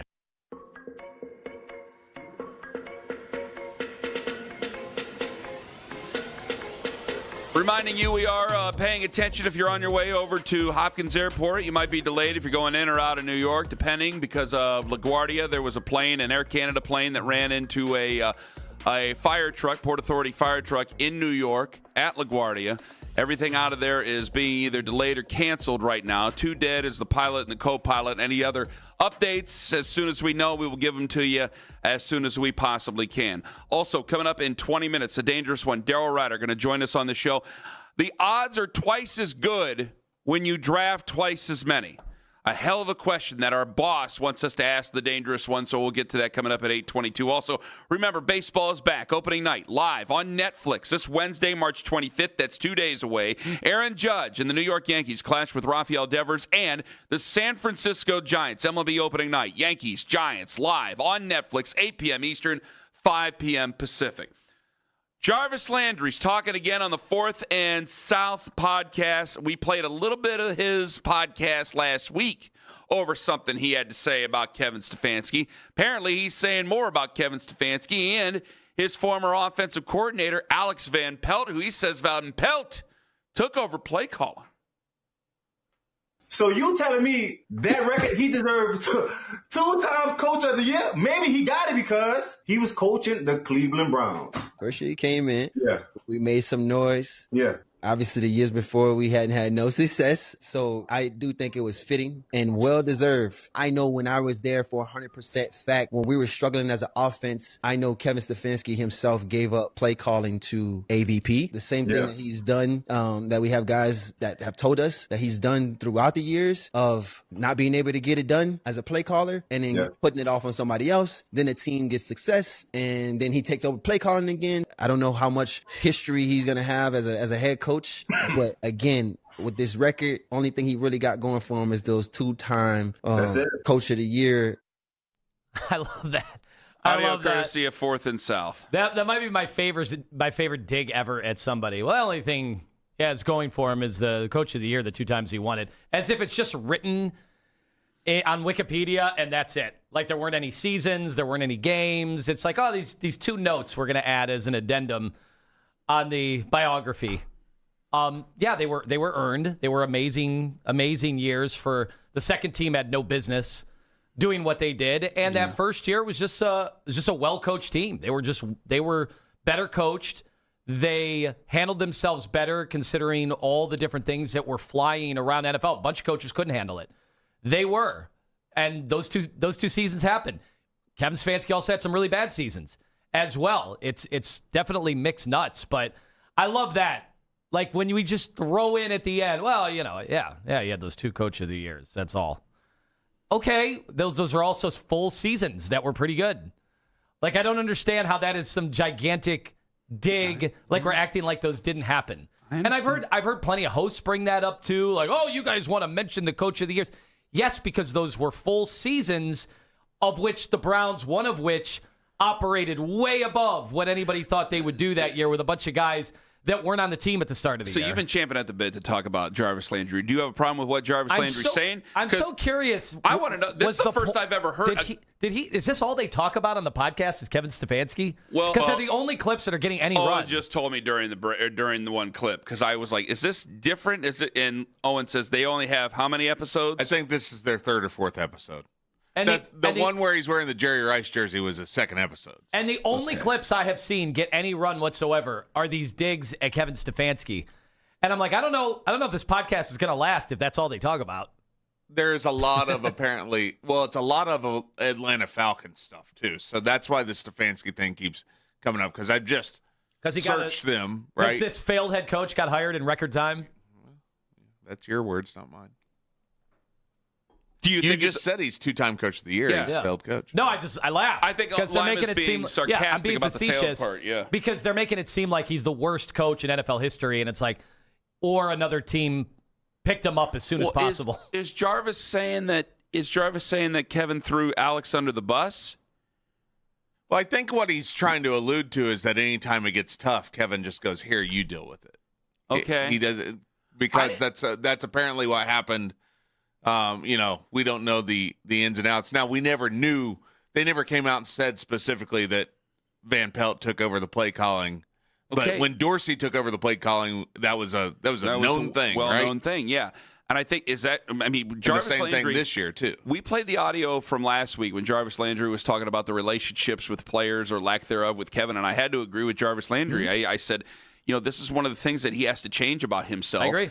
Is that it's not about being cuddly and being buddy-buddy, but there is a relationship there with players now, and they look for that motivation. If it's not just going to be all about money and doing it, they have to look for that extra spot. And I think that there's other coaches that are able to do it. When Quincy Williams brings up Mike Rutenberg, there's that type of relationship that they have. Who does Kevin really have that relationship with? I can't name anybody off the top of my head. So it's just off the top of my head. Maybe he does with some people. I'm sure he does with some people. But when Jarvis Landry brings this up and says, well, he gave up play call. I didn't know he gave up play calling during that year. Did you know he gave up play calling during that season to Alex Van Pelt? No, not that year. I think we have pretty famous other examples. Well, he's had other situations where he let Alex call plays like in preseason and stuff like that. To me, I don't. You know me. I'm the wrong person to bring this up as some huge gotcha or whatever, because what do I say about play calling all the time? It's something fans overrate more than anybody. Kevin's admitted that. Kevin came on the radio with us and agreed how overrated the talk of who calls the plays with is. Jarvis, it's what you work on all week that matters. But I'm taking it as Jarvis is saying this is pretty duplicitous by him, where he knows who's calling plays, so who gets the credit for calling the plays? So I love that. It's duplicitous, and yet where is Van Pelt going to be working this year? Working in Atlanta with the Falcons. Worked with the duplicitous head coach that apparently threw him under the bus with the play calling. That's why I'm so confused about this. These guys hate that Kevin Stefanski has a good reputation around the league, and that people do. There are people that like working with him. Not that everybody does. That doesn't have to be the case, obviously. Well, it seems that every coach likes working with him, but players don't seem to. And Jarvis Landry just got done being a player. Well, and there are plenty of players, coaches that fail miserably, and Todd Monken might get along with everybody. Although I don't think, by the way, Todd Monken won't either. He's a guy that'll throw guys under the bus publicly. Like, Todd Monken, after some losses, will say that his players did boneheaded things. Kevin wouldn't do that. And we will sit here and say, all right, I like that. There are things I like about that. There are times when I think there are certain players you can publicly out to try to make them better or to try to get their head in the game. Right? Some players, we talk about this all the time, there's a push and pull of knowing which players you can coach that way and which ones you can't. Yes. Because it's not equal for all of those guys. It can't be the same. So why didn't it work? But I'm laughing because we're going to act like it never worked with Kevin. Kevin's ways did work at times. He did coach good teams. He did have good seasons.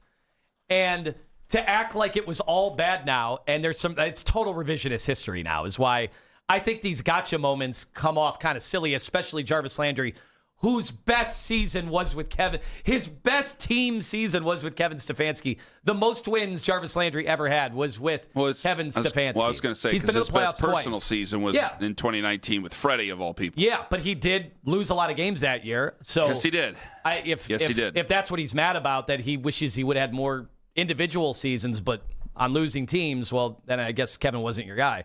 But if you want to have good team seasons, Jarvis, you had nobody better than Kevin Stefanski. And where are the good conversations there? Was it all just bad? But what his problem is that if this happened, he didn't tell anybody. I think he wanted people to tell it. To him, it sounds as if Kevin was covering up somebody else calling plays and him taking the credit for it in one of his years where he was made Coach of the Year. Am I wrong about that? Is that what Jarvis's problem is? I think that's correct, that assumption. Does he think it should say when a coach wins Coach of the Year, there should be an asterisk by, but he didn't call all the plays from start to finish? Like, Or he didn't tell people who called the play. But no, that's not how Coach of the Year works. But you should also... I don't know if we have enough notation space available, Jarvis. The head coach of the football team gets Coach of the Year because he was the head coach of the Browns. But I think what Jarvis is saying is that there should have been some transparency and other people should have known, other than him and maybe some other people, who was actually calling the plays. That's what I think Jarvis' problem is. That is what Jarvis' problem is. Did the players know? If he knew, then that means a lot of other players probably did. What's the big deal? If the players knew, what am I missing here? This seems like a big who cares after the fact. You're just mad another team paid him a lot of money to be the head coach. To him, you're pushing the buck. Sounds like to me. By the way, to him, you're pushing the buck. A guy who coached you to have your best team season of your entire NFL career. Maybe if you would have had Kevin Stefanski more, maybe your teams would have won more, Jarvis. I don't know. Well, he was only here till 2021.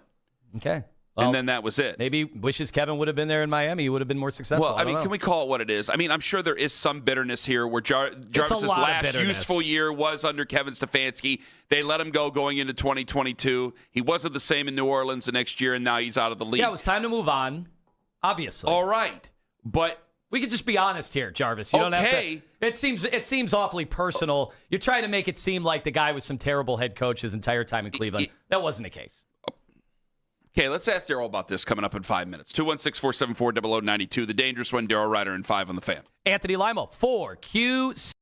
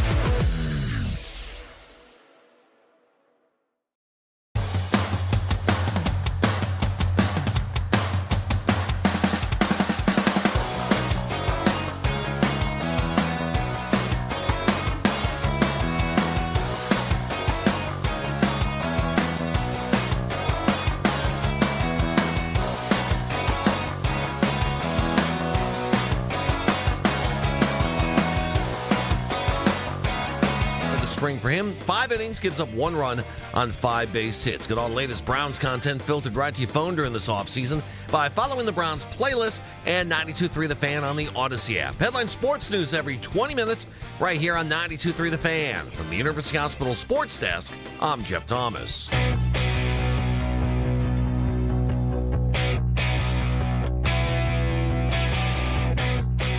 The Dangerous One, Daryl Ruiter, brought to you by Shibe Jewelers, Cleveland's premier jewelry store. Now let's get dangerous with him. He joins us right now. Hello, Daryl. Hello, boys. It's good to talk to you. Good to see you. Good to hear you. First off, Jarvis Landry continues to go after Kevin Stefanski. Lima is in battle mode with several listeners online, so I'll be the first one to ask you your thoughts on Jarvis Landry's continued comments. I know you and I broke it down a little bit on Friday or maybe Thursday, but your thoughts on the continued comments, the continued barbs being used by Jarvis Landry at Kevin Stefanski. Yeah, I don't know what the motivation behind all this is. Kevin is no longer here. We all remember, though, the fallout that occurred with Odell Beckham Jr. and Baker Mayfield here, and that was obviously under Kevin Stefanski. So, and we know Landry and Beckham are good friends. So, I don't know if that's, part of the motivation behind all this. But clearly, Jarvis Landry, not a Kevin Stefanski fan. But you know what? We kind of learned that a lot of players were not Kevin Stefanski fans, considering he got the lowest grade on that NFLPA survey of any head coach in the National Football League. So, if you're an Atlanta Falcon fan right now, I think you're hoping that Jarvis Landry steps away from a microphone as quickly as possible because, Landry is just out there leaving bodies everywhere, and Stefanski's the victim. Leaving bodies? Wow. Daryl, I just see a guy who was cut and, his career ended up pretty much falling apart after that. He just seems to be bitter. That's what I see. And what were those grades after the Browns made the playoffs? Do we know? How did players feel about Kevin when, he was winning Coach of the Year? Yeah, well, and that's the thing, right? If you win, everybody's happy and everything is good. When you lose, everything is awful. The food tastes terrible, all those things, right? So, and I think that has a lot of influence over perspectives and views of history. The Alex Van Pelt stuff, calling plays, that was a little newsworthy because I never once heard a single peep about Alex Van Pelt calling plays for the Cleveland Browns. So, you have to take Jarvis at his word because he obviously, be in the room or whatnot, but I never heard of AVP calling plays when he was here. I already found what we're going to talk about at 8:45. Yeah, I do know that when we would have a chance to talk to Kevin, Daryl, Kevin echoed my sentiments, which was play calling is so overrated. It's something that fans and media get worked up into a tizzy. They like to think of you're either a good play caller or you're a bad play caller. When I think there are guys that have proven over time they're good play callers, but I think most of the league, it's not the plays you're calling. It's what you work on all week. It's the talent you have. It's the quarterback you have that trumps the play calling. 99% of the time. I'm making a note of this right now. March 23rd, 8:26 a.m. Anthony Lima says play calling does not matter. I am going to remind you of that in mid-October if things are not going so well for the Monken men. Good. Well, I'll probably, most likely, if it's not working for the Monken men, I will be. You will be very unhappy with the play calling. No, I think I'll be unhappy with the players. I think that is most likely going to be my target. We'll see who gets the wrath of Lima come October. Boy, he's surly over there today. I enjoy. Okay, I got a question for you here, Daryl. Over the last couple of days, Monroe Freeling has bounced up and down the draft board right now. Would you be willing to trade down and take Monroe Freeling at like 12 or something like that, as was bandied about on the station over the last couple of days? Would you be willing to go up there at 6? Or if you're not willing to take him at 6 and you're not willing to take him at 12, is he just off your board altogether? No, I mean, he's definitely on my board because he's a natural left tackle. I would not have an issue with a slight trade down. I don't know if I'd say 12. It would register as a slight trade down. I'd like the Browns to stay in the top 10, but I do kind of feel like when it comes to the left tackle and wide receiver selections in the draft, Ken, just looking at that group right now, there seems to be a bigger separation in the top tackles in this class than the receivers. Like there doesn't seem to be a varying opinion of the receivers, maybe from numbers 2 through 8 or 9 in this class. Like they're all very comparable and highly thought of. Whereas it feels like this tackle class, there's the really good, then there's a little gap and separation, and then there's like the next group. So I do kind of feel like if that's the route Andrew Berry goes, right? If he doesn't go best player on the board at 6 and doesn't take a defender there, I kind of feel like tackle should come first, and then get your wide receiver at number 24. And, obviously Andrew's got the flexibility to move up and down the board at will. But I'm leaning more towards taking the left tackle first, taking your wide receiver second in that first round.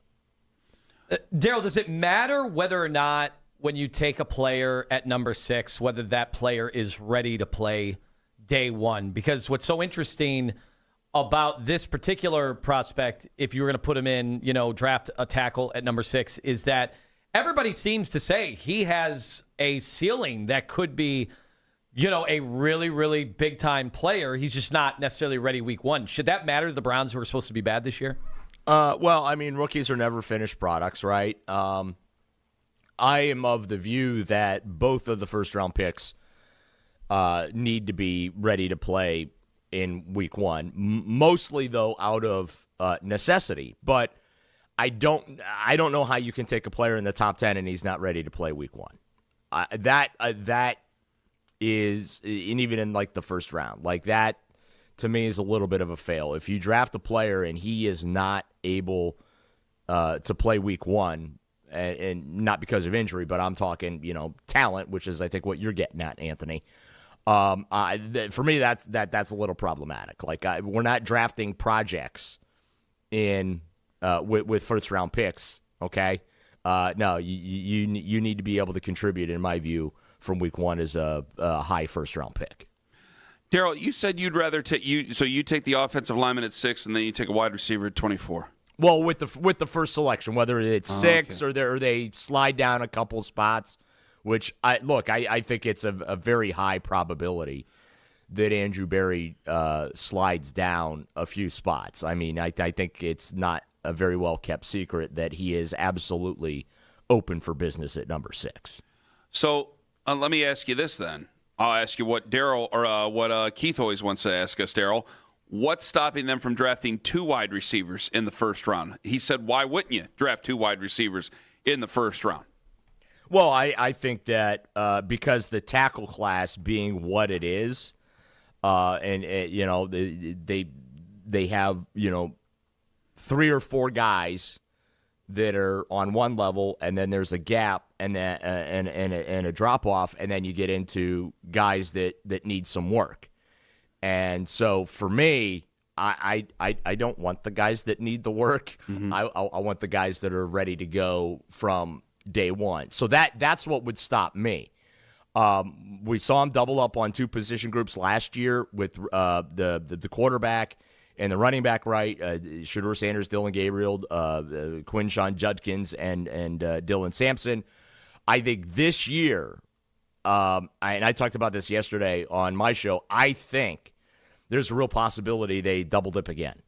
Now, I don't know that they do it in the same round, but I think 2 wide receivers and 2 offensive linemen are going to be part of those 9 selections that the Browns make. Also, too, I could see offensive lineman, your left tackle with your first selection, wherever that ends up, and then you go back-to-back with your receivers, at 24, and then your second-round pick, which right now is number 39. I could see a scenario play out like that, Ken. So, okay. But yeah, I think that's kind of where I'm at, because they absolutely have to get one of the top tier tackles in this draft class. That is a must-have. And again, I think you can still get a tremendous wide receiver with that number 24 pick, and you can still get a very good receiver at 39 or even number 70. Kenny's smarting a little bit as he's weighing your thoughts, the gravity of your thoughts. Well, because I'm thinking best player available at number 6, like everybody else probably would be. And then I'm thinking about Andrew Berry's history of drafting wide receivers. You know, the later I go into the draft, the less likely it is that he's going to be able to draft a good one. So that's kind of where I disagree. I have to disagree with Daryl, because it ain't me and him making the pick. It's my lack of trust that I have for the guy actually making the pick. Why I have to disagree with Daryl. I hate to say it. Sorry, Daryl. I don't mean to be a problem. No. For me though, here's the thing though. Okay, those picks are in the 3rd, the 4th, the 5th, the 6th rounds, right? The David Bells and the Donovan Peoples-Joneses and the Cedric Tillmans, right? Those are later round picks. And because receiver is such a need, I don't want Andrew Berry waiting for the, hey, let's just throw a little something against the wall and we're going to develop this guy into something, right? I actually would be more comfortable if Andrew Berry took the wide receiver or wide receivers early in the draft, because I think there's a better chance that he's going to hit on those guys rather than waiting to get that quote-unquote value at that particular position later in the draft, because you're right. He hasn't been good drafting these receivers, right? And so for me, better chance of getting the hits early in the draft rather than later. Are we doing anything else at quarterback, or is this quarterback room going to be the room once we get training camp underway? Well, they'll add a 4th body. It doesn't seem like they're going to add someone in free agency right now, but hey, we've gotten into late March, early April, and they've, made a QB move, so you can't rule it out. But, I mean, I hope that it's not Shedeur Sanders v. Deshaun Watson, but it sure is looking and sounding that way. But they're going to add a 4th body, whether that, again, free agent, a minor trade. They draft another project, which, frankly, I think you ought to work on the 2 projects you already have, but that's just me.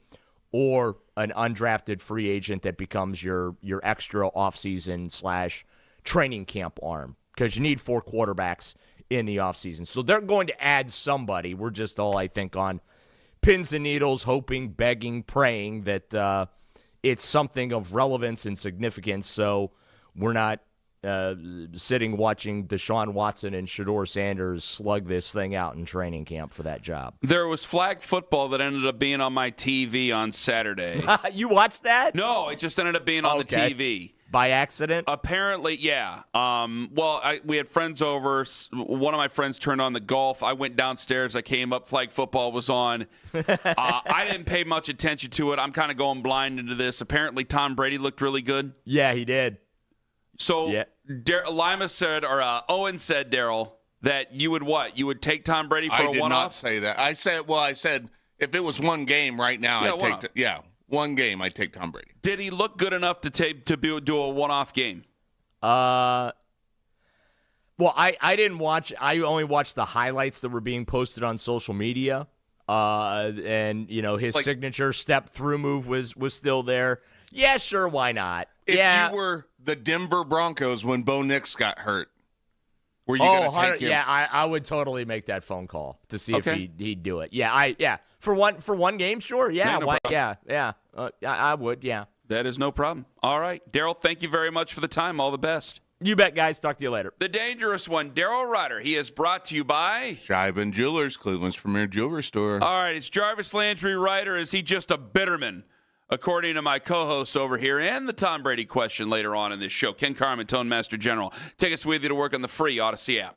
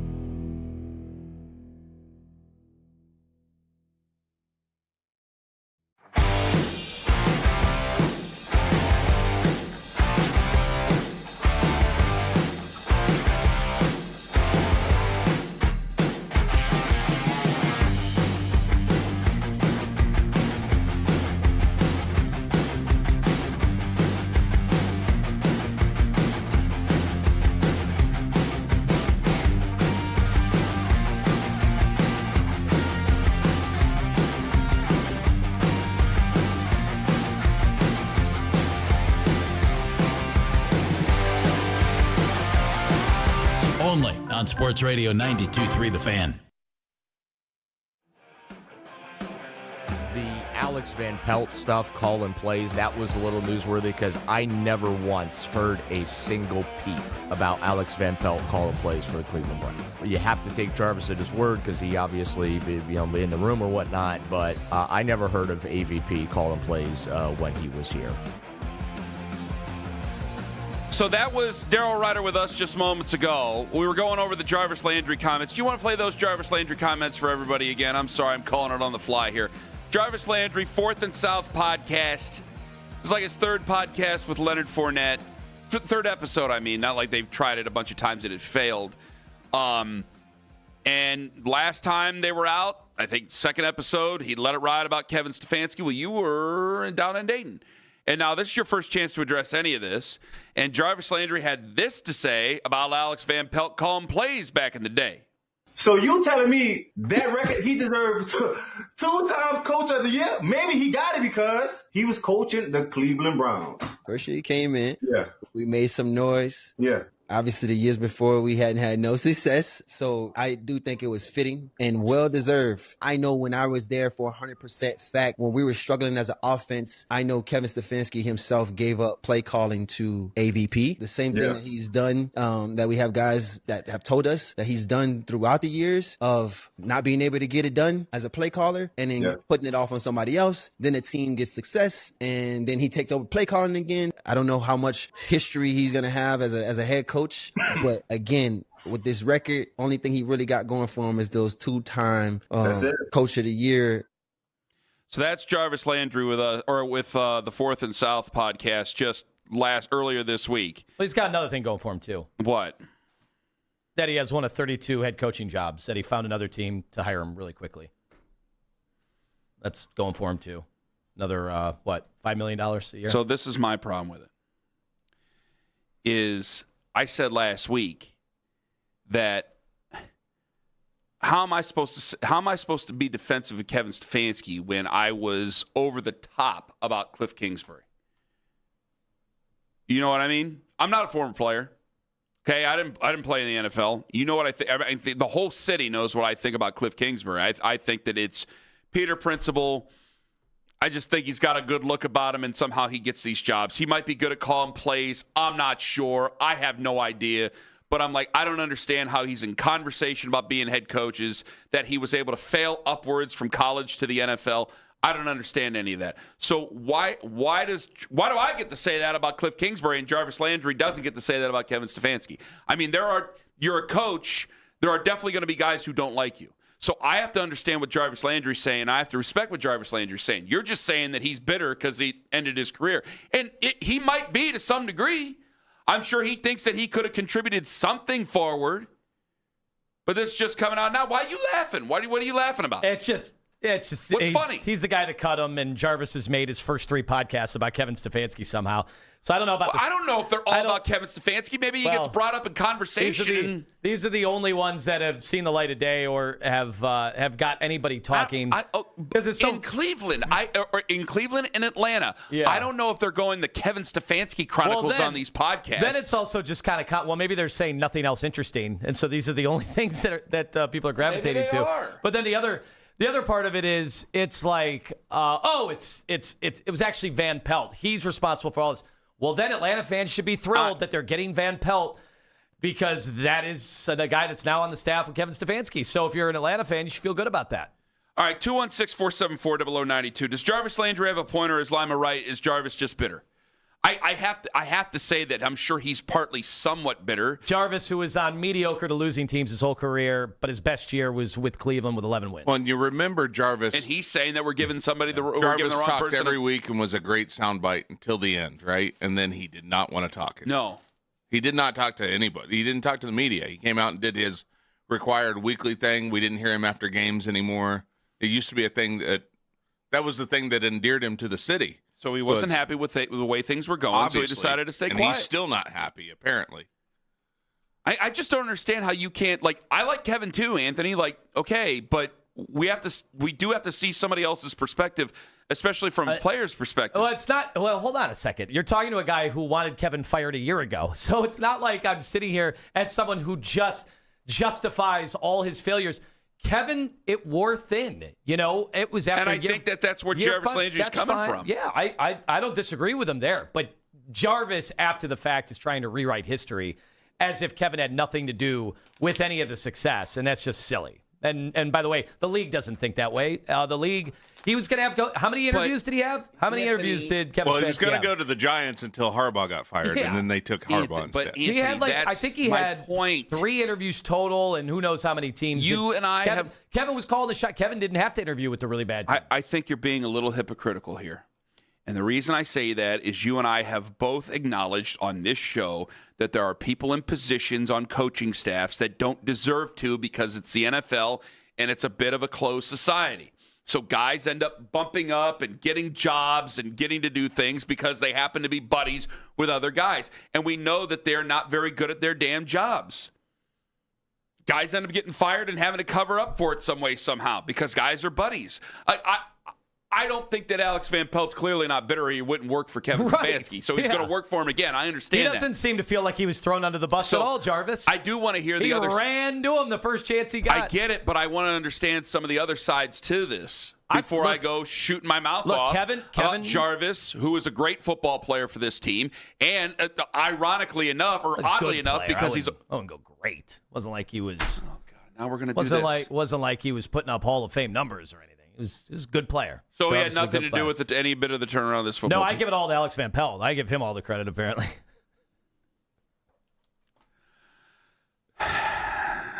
Okay. 216. He was the secret formula. 474-0090. Well, I don't know. Did Ken Dorsey do any better? Did Kevin do any better afterwards? But remember what we were told about. Sorry, didn't this offense suck out loud over the last couple of years? Remember what we were essentially told behind the scenes about the Van Pelt departure, that was not a Kevin decision. I don't believe it was. That was above him. So understand that too. And now Van Pelt's back with him. So does anybody want to throw shade at the current GM of the Cleveland Browns about that? Well, okay. Is that interesting to anybody? The guy that now everybody says was really the guy calling the expert plays. Like the GM made him go away, but are you guys cool with that GM still being here? But Anthony, at the anybody? time, I don't hear anything. When they let go of Alex Van Pelt, there were a lot of people who said it doesn't matter that. And I know we are on the same page. A lot of guys call a lot of the same stuff, and it just matters if you got the horses or not, whether or not it works out. But it would go over a lot differently because when they fired Alex Van Pelt at the beginning, there were a lot of people going, well, he didn't call plays anyway, so what's the big deal? There were a lot of people who did that. If you knew that he called plays, as Jarvis Landry is saying, we would lose our mind. You're firing the offensive coordinator? Why are you firing the offensive coordinator? What bad did he do? This is after 2023, right? This is a playoff year. You let go of the offensive coordinator. And by and large, a lot of us were just like, well, what did he actually help with? We don't know. We're not in those meetings. I'm sure he helps, but he wasn't calling plays. So if he's not calling plays, people aren't going to make that big of a deal about it. The general fan who makes a big deal about play calling ain't going to make a big deal about that. I mean, how can you not see that? No, I do see that. I do. I'm just saying. Then why are you farting all over it as you are? I mean, you completely. Am I wrong here? Am I wrong to think that he's? My bigger ignoring point, my bigger problems? point is like Jarvis Landry is trying to throw dirt on the entire era of Kevin Stefanski, and then adding at the end, his 2 Coach of the Years. Yeah, those were good seasons. He deserved Coach of the Year. He earned Coach of the Year in those seasons, dealing with everything that we found out since that he was dealing with behind the scenes. Kevin also had bad years. It also got stale. I think Kevin need to reinvent himself a little bit. I actually think it might be a mistake that Kevin didn't take a year out of football, but you know you can be gone and forgotten very quickly the way this stuff works. I don't know that he's going to be successful in Atlanta, but why do I have any reason, though? He is making it seem like Kevin had nothing to do with the successes of those teams, and that's laughable. That was his impression of it. It's a very silly impression, is what I'm saying. It probably isn't all the way accurate, but again... Surprised Atlanta didn't hire Alex Van Pelt and hire Jarvis Landry as a consultant. Let me answer this question while you're being difficult about it. How am I being difficult? Did you or did you not know that Kevin had some problems with some players on the team? Sure. Like 100% So of how coaches. is this- how is this like 100% of coaches at every level of every sport. What kind of groundbreaking theory was that? But the successful ones is that you go against the players because they're usually How many malcontents. guys said playing for Bill Belichick was miserable and they hated life and they hated football, but then they get to trot around their Super Bowl rings? Yeah, but we didn't. So, but that's what I'm saying. We Like, won 8 games in 2 years. I think that's what Jarvis Landry's pointing out. And during the years that he won Coach of the Year, they went to the playoffs with the Cleveland Browns. You guys understand? And he's giving somebody else credit for it. Yeah, well, and he's not giving any to Kevin Stefanski because he was cut by him, and he's being a bitterman. Okay, Jarvis, we all know what the score is here. You were cut by him. You're mad about it. You're mad things didn't work out with your buddy at the end. Tough luck. Guess what? Kevin's coaching the NFL, and you're doing podcasts about Kevin. So which one's more pathetic? What are you going to do on podcast number 4? Week 5, that 1 year with Kevin. We got to go back and break down the film. Boy, we're dialed into this one. I'm sure Leonard Fournette's glad he signed up for this. So when this gets played on their podcast later and he responds to it, Jarvis, just as a heads up, here's how you refer to our 2 hosts. The chubby guy on the right is just scared to death. The other guy's keeping it 100% real. That's why your head is covered, your eyes are covered, you're just done with it. Fit over Jarvis Landry. I'm having the fit. As if there's never been Browns Browns players who had a problem with Kevin. I don't get what you're saying. Or I don't know. I don't get why you're covering up so much. There's plenty of guys don't like their head coach in the NFL. We can't tell the truth here? Especially when they get cut by him. That's a pretty humiliating experience. I'm sorry you went through that, Jarvis. But it wasn't just Jarvis. I think you might be a little biased in this conversation. It wasn't just Jarvis. Sorry, We know how Miles acted. We know how Miles acted during the speech, during the win speech. And we also know that Wyatt wasn't the biggest fan in the world of what was going on between him and Tevin Jenkins and everything else that was going on. I mean, that was on the record for crying out loud. And I looked at it and I agreed with Wyatt on that. I go, why are we complicit in just rolling around offensive linemen and then turning around and getting linemen hurt because they're coming into games cold in 4th and 1? Why are we complicit in doing this? That's a Kevin issue. I like Kevin, but these are Kevin problems. I'm telling the truth. And so is Jarvis, apparently. He had his problems, but to suggest he had nothing to do with the good seasons and his Coach of the Year as if everybody else was responsible except Kevin, you sound like someone who was cut by Kevin, Jarvis. I'm sorry. I'm going to get to you guys on this. 216-474-0092. Does Jarvis Landry have a point, or is Lima right? Is Jarvis just bitter as he laughs? What are you looking at? I don't even want to know about it. And I'm an inside-out team builder. Everybody knows that about me. I almost am willing to take a wide receiver at number 6 because we have to make it that easy for Andrew Berry. That's a lack of trust. Ken Carman, Anthony Lima on the Fan.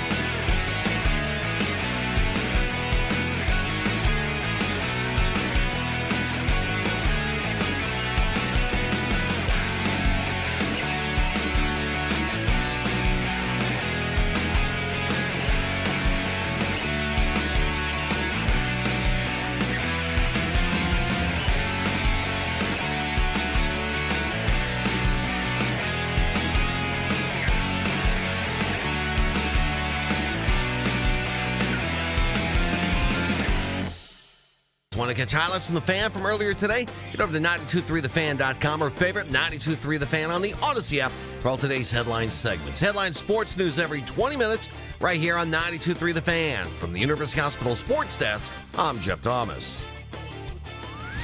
This is the only place to trust for Cavs talk anytime you want. Cleveland's Sports Radio, 92.3 The Fan. You out of battle mode yet? Oh, I think we're just getting started. Oh, God, you always find something. You always find something.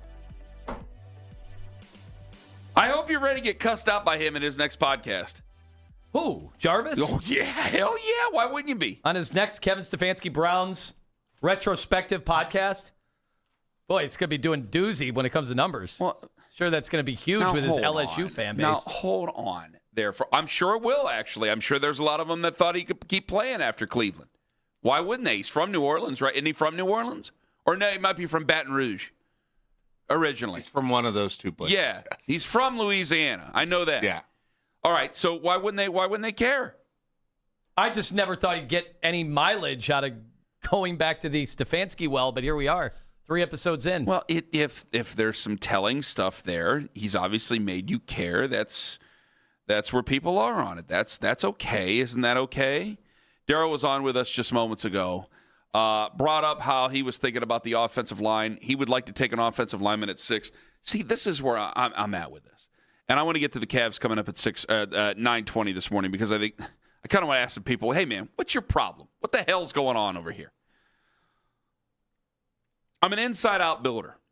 And I always think that offensive line is more important. You got to have some blocking. You got to have guys up front so you can develop plays, develop routes, be able to take deep shots. You'll be able to do the things you want to do as an offense. You want to get vertical, you got to have some guys up front.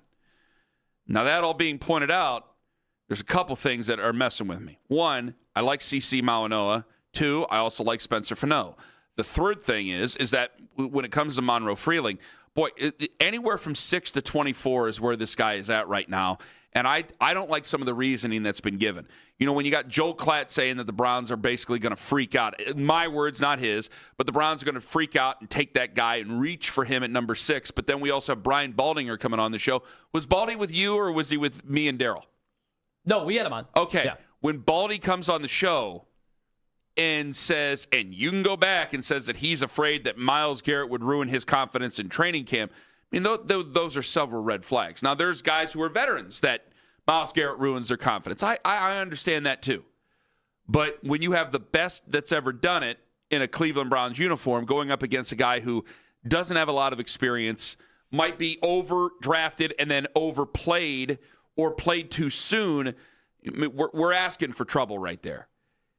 We also have a problem with a general manager who has a problem with wide receivers. I mean, he got Amari Cooper right, okay, and he knew when to let go of Amari Cooper. Maybe we'll find out that's Kevin Stefanski's fault too. I'm not sure. But he let go of Amari Cooper. He brought in Jerry Jeudy. Has not had the same results with Jerry Jeudy. 2 years ago was pretty good. This year, it was certainly a rough year for Jerry Jeudy and the Cleveland Browns. And one of the answers is, well, he's never had, first-round picks. I'm going, man, if you got a guy, if Jaden Tyson wasn't hurt, maybe Jaden Tyson would be that guy, but he's always banged up, or he's coming off an injury, I should say.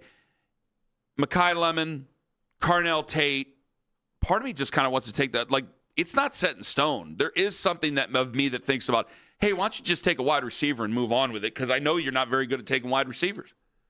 But when you get deeper into the draft at 24, am I taking a starter there on the offensive line? Hell, that's where Keith has brought it up several times. And I just go, well, why would they do that? And you're going, well, you need offensive players. You need weapons. Maybe you would just go with 2 wide receivers in the first round. It would be pretty wild. I don't think it would be very popular, especially at 24, if you went after a wide receiver at number 6 or even vice versa. But it is a possibility of something you could do if you really want to help out your offense that much. I just don't know who's really going to be playing left tackle. The one thing that I was a little bit confused by, maybe you can help me out. I know it was Daryl who said it, but I think he's echoing the sentiments of a lot of individuals who are talking about this stuff, is looking at these guys and where they're at today and acting like that matters on this particular football team. Like, if we were contenders and happened to have a 6th overall pick, like, then I would understand, hey, we need guys that help you right this instant. But because we are not contenders, I think it actually affords you a little bit of the leeway to project, which is what we do with prospects. We project them. And so when Daryl was talking about how he thinks if you take someone at 6 overall, they got to be ready right away. And I'm like, do they? Or aren't we projecting what they could be as a prospect and trying to take somebody who has a higher ceiling? Because that's what the Browns ultimately are going to need offensively, are guys with some ceiling. They just don't have that. They have a lot of offensive linemen who are average to below average. Like when everybody is saying, hey, they fixed the offensive line. No, they addressed the offensive line with a bunch of guys that their previous teams did not prioritize. That doesn't mean that you're going to have a great offensive line. It probably just means average might be the ceiling of that group. Well, average is not going to be good enough. That average offensive line does not keep your quarterback upright. Average offensive line still probably gets your guys killed. Maybe you can run the ball a little bit better. I understand. So that to me is why I am not crossing off Monroe Freeling just because he can't play today. I think that's a silly reason to cross a guy out. Well, I think I am. Wow. Because I'm closer to, I mean, nothing's ever set in stone here, but I think I am. And the reason why I think I am is because I don't want to have a situation where I'm already nervous about him in camp. Because the first time that Myles Garrett gets around the corner and he'll get about a foot off the ground, and if he gets around Monroe Freeling and ends up slapping somebody on a shoulder pad, it's going to be like, okay, well, this is the beginning of what it is. And then you got to deal with Monroe Freeling dealing with, hey, this, I know you dealt with speed in the SEC. It's the SEC. This is real speed. There's not going to be many who are better than him, so maybe iron sharpens the iron there. Yeah, but isn't Myles going to torch all these guys no matter who they take? Let me ask you the question. It's the same thing we talk about with quarterbacks. Do you believe, I mean, you said leeway. Do you think they have the wherewithal to be able to bring these guys along the right way? That's why I do think Daryl has a point with being ready to play right now.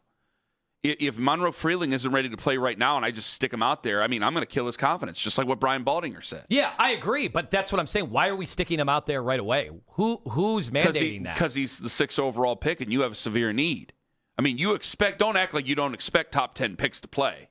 You expect top 10 picks to play. So it would be something for a team that's coming off of 8 wins over the last 2 years. I would hate that to be a disqualifier for a guy with a crazy ceiling. Anthony, so the Browns don't get to have the guy with the highest ceiling because he's not ready to play now and some other team gets to have him. Then in 4 or 5 years, we're like, yeah, maybe we should have taken that guy. No, Anthony, it's not an end-all, be-all. But you have to make your decision. I would have to make my decision in real time at the end of next month, almost, I think, to the day, actually. I would have to make the decision at the end of next month. And then I have to stick to that game plan. When have we been able to stick to game plans? So if he's not ready to play right now, fine. But you have to sell your fan base on a guy when, again, you won 5 games last year. You took him at number 6 overall, and he's not ready to play now. Really?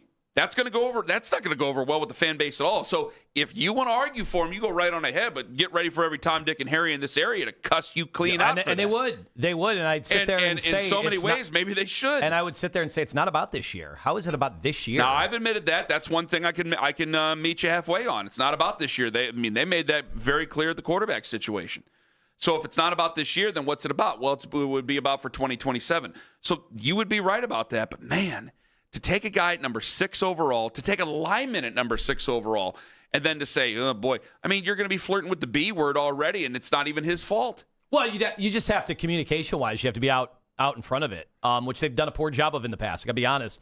When it comes to managing expectations. And you have faith that they'll be right on messaging with this one? Well, I think if a guy... Because ultimately you're asking the fan base to trust you. Okay. Yeah, well, you're asking the fan base to trust you with how to bring along a young football player. Fans are also not going to trust a guy even if they say a guy's ready to play right away. Not going to trust that either. 216-474-0092. I got to tell you, Tone, if a guy's not ready to go at number 6 overall, it leads me to go away from him. I know we don't have time, but man, I just can't imagine him standing up in front of that up on that dais in front of the media, which is technically in front of the fans, and saying you're going to take a guy that you don't intend on starting the season with. Well, is he available later? Are you going to be able to get him with your other first-round pick? I don't know. Right? If you trade back to 12, a lot of people are going, yeah, well. That would be great. But there's teams in the top 10 who may have time and have the wherewithal to wait. But because of that, I think a lot of teams, I don't know. It just seems to be this big red herring where I just don't know if he's going to go that high. I know that he's a classic left tackle, but man, going up to number 6, doesn't that seem to be kind of outrageous to everybody? Am I wrong? Doesn't that seem? I'm telling you, I don't think it's outrageous. He goes from a possibility that from was my whole point. But he goes from a possibility from left, but he's not ready to go. So if he's not ready to go, doesn't it seem like a lot of people are talking things into it to try to get a market going? I just think there are different facets of the draft, and there are different needs, and there's a difference between we need a guy who can play right away, and we're hoping that a guy can become really, really good and has the traits to do so. He just might not be ready day one. 5 minutes away. Hey, man, what's your problem? Ken Carman, Anthony Lima, live on The Fan.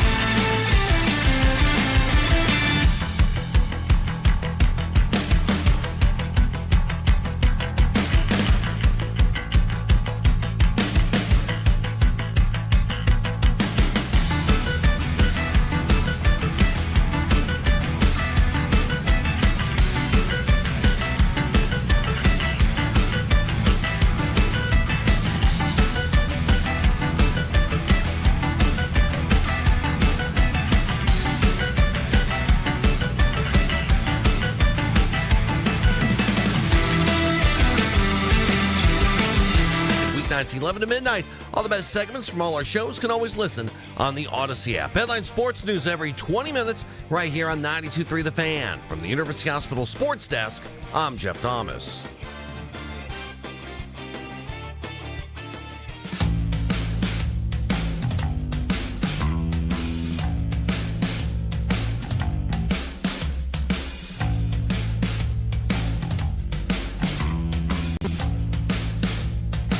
Social media reactions are brought to you by Dive & Jewelers, Cleveland Premier Jewelry Store. Someone called you bald. Balding dwarf. Brandon says, Ken, should we just not draft any left tackle because he has to practice against Miles? Yeah, that's what I said. Also says, Sportsboy 20, between this and the Jarvis conversation, how are you able to keep it together today? I love it when you say, like, no, this guy might not be right. Well, that means all left tackles are off the table. Well, no, it's not. Doesn't mean all left tackles are off the table. Doesn't mean all linemen are off the table. But you can't tell me when a guy like Brian Baldinger tells you, like, hey, might be a little too soon, has to get stronger, has to put some more miles on the odometer, has to do a lot of things physically, and then if he practices against Myles Garrett every day in training camp, Baldy's words, not mine. Guy who knows what he's talking about. Brian Baldinger, not me, saying that he could, quote, ruin his confidence or destroy his confidence in training camp. Not really the greatest endorsement. I don't understand how we have to take it from that to this incredible extreme when I have a guy I trust who comes on the show who's been with all the offensive linemen in the NFL, who knows the position implicitly, and says what I just quoted to you, and that, oh, yeah, we'll just take him anyway. But part of it is I just assume Miles would wreck everybody's confidence, whether he's ready to start or not. It would make it a little bit more difficult, clearly. Like, he makes all pros. You've heard the guys talk about Miles after the games. They're like, woof. And Miles, when he has his way at those joint practices against Philadelphia, and even their guys are like, yeah, that guy just pretty much wrecked the entire practice. Like, all right, well, did that ruin their confidence? I don't know. If it did, I don't know what you do when it comes to Miles. Maybe just tell him to show up at the end of the week for walkthroughs. Jay says you should also move to Atlanta with Kevin. Jay on social media. Yeah. By the way, I'm sure Kevin wasn't thrilled to have someone like me saying he should be fired the last 2 years. So where do you stand? Are you defensive of Kevin, or do you want him fired?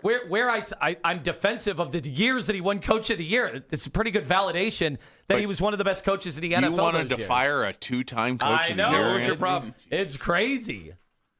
What was your problem? I just don't play. I feel like there's so many fans who they put you in one camp. You're either a good play caller or a bad one. You're a good coach or a bad coach. Good player or bad player. It's like, all right, that's You're pretty. either a good host or a bad host. That's a pretty simple-minded way to look at sports in 2026 when we have so much more data. We know so much more about how difficult this stuff is. No, you're either good or you're bad. Okay, well, I don't know how to talk sports with people like that. 216-474-0092. So you're asking what people's problems are. You're asking what people's problems are with the Cavs now. So I watched. Lima basically wants to know, why don't you like them? Well, it's very bizarre to me. Like it's very bizarre that the Cavs are on the verge of yet another ho-hum 50-win season. They make this unbelievable trade at the deadline in which James Harden has been sensational. James Harden has probably been a fringe, definitely top 20 player in the league since they got him. He might even be like a top 15 player since they got him. And yet everywhere I go, same old Cavs. I'm like, well, they're not. They traded for James Harden. Same old Cavs would have had Darius Garland battling the toe issues.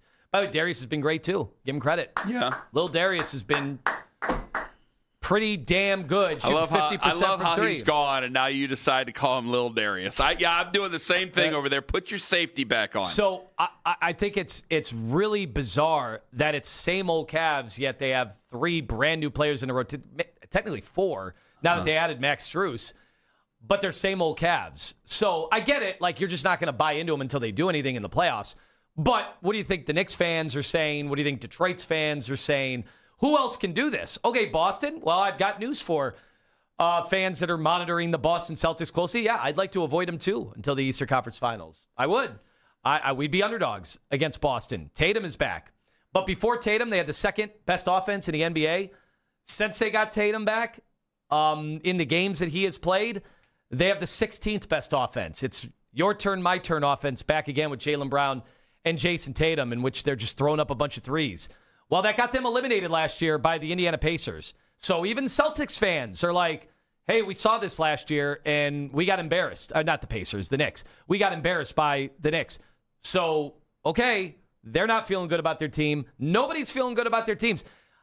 I can tell you there will be 2 teams that will make the Eastern Conference Finals, and one of those teams will actually advance to the NBA Finals.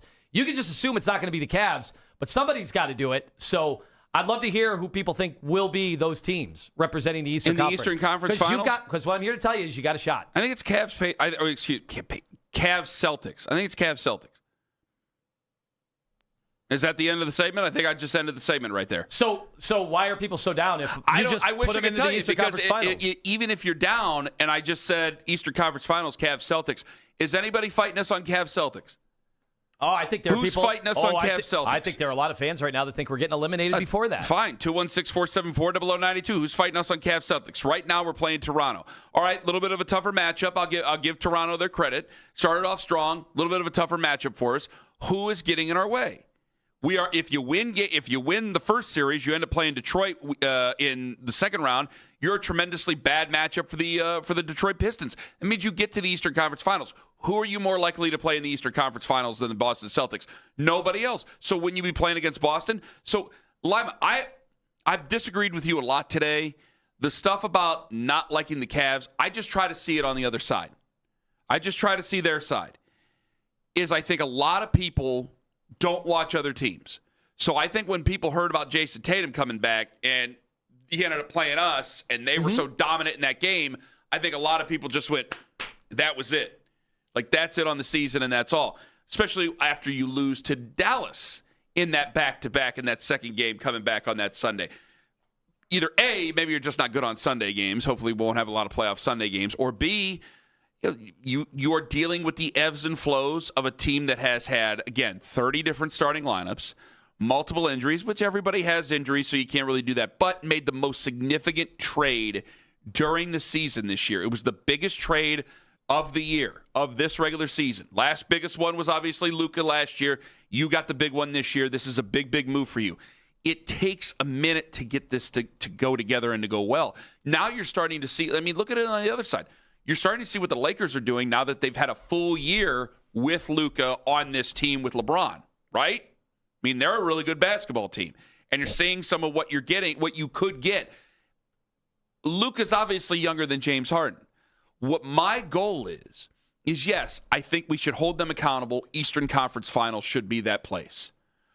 But if you make the Eastern Conference Finals and say you lose in 6 games to the Boston Celtics, it's goal number 1 should not be to everybody lose their minds. Everybody needs to calm down because you're going to be going into another year, and I don't know what moves you could make. You might very well consider, without freaking out, you may very well consider that Giannis Antetokounmpo's in a better place for you to compete now than what Evan Mobley is. But there's the injury history. He's a little bit old. He's obviously older.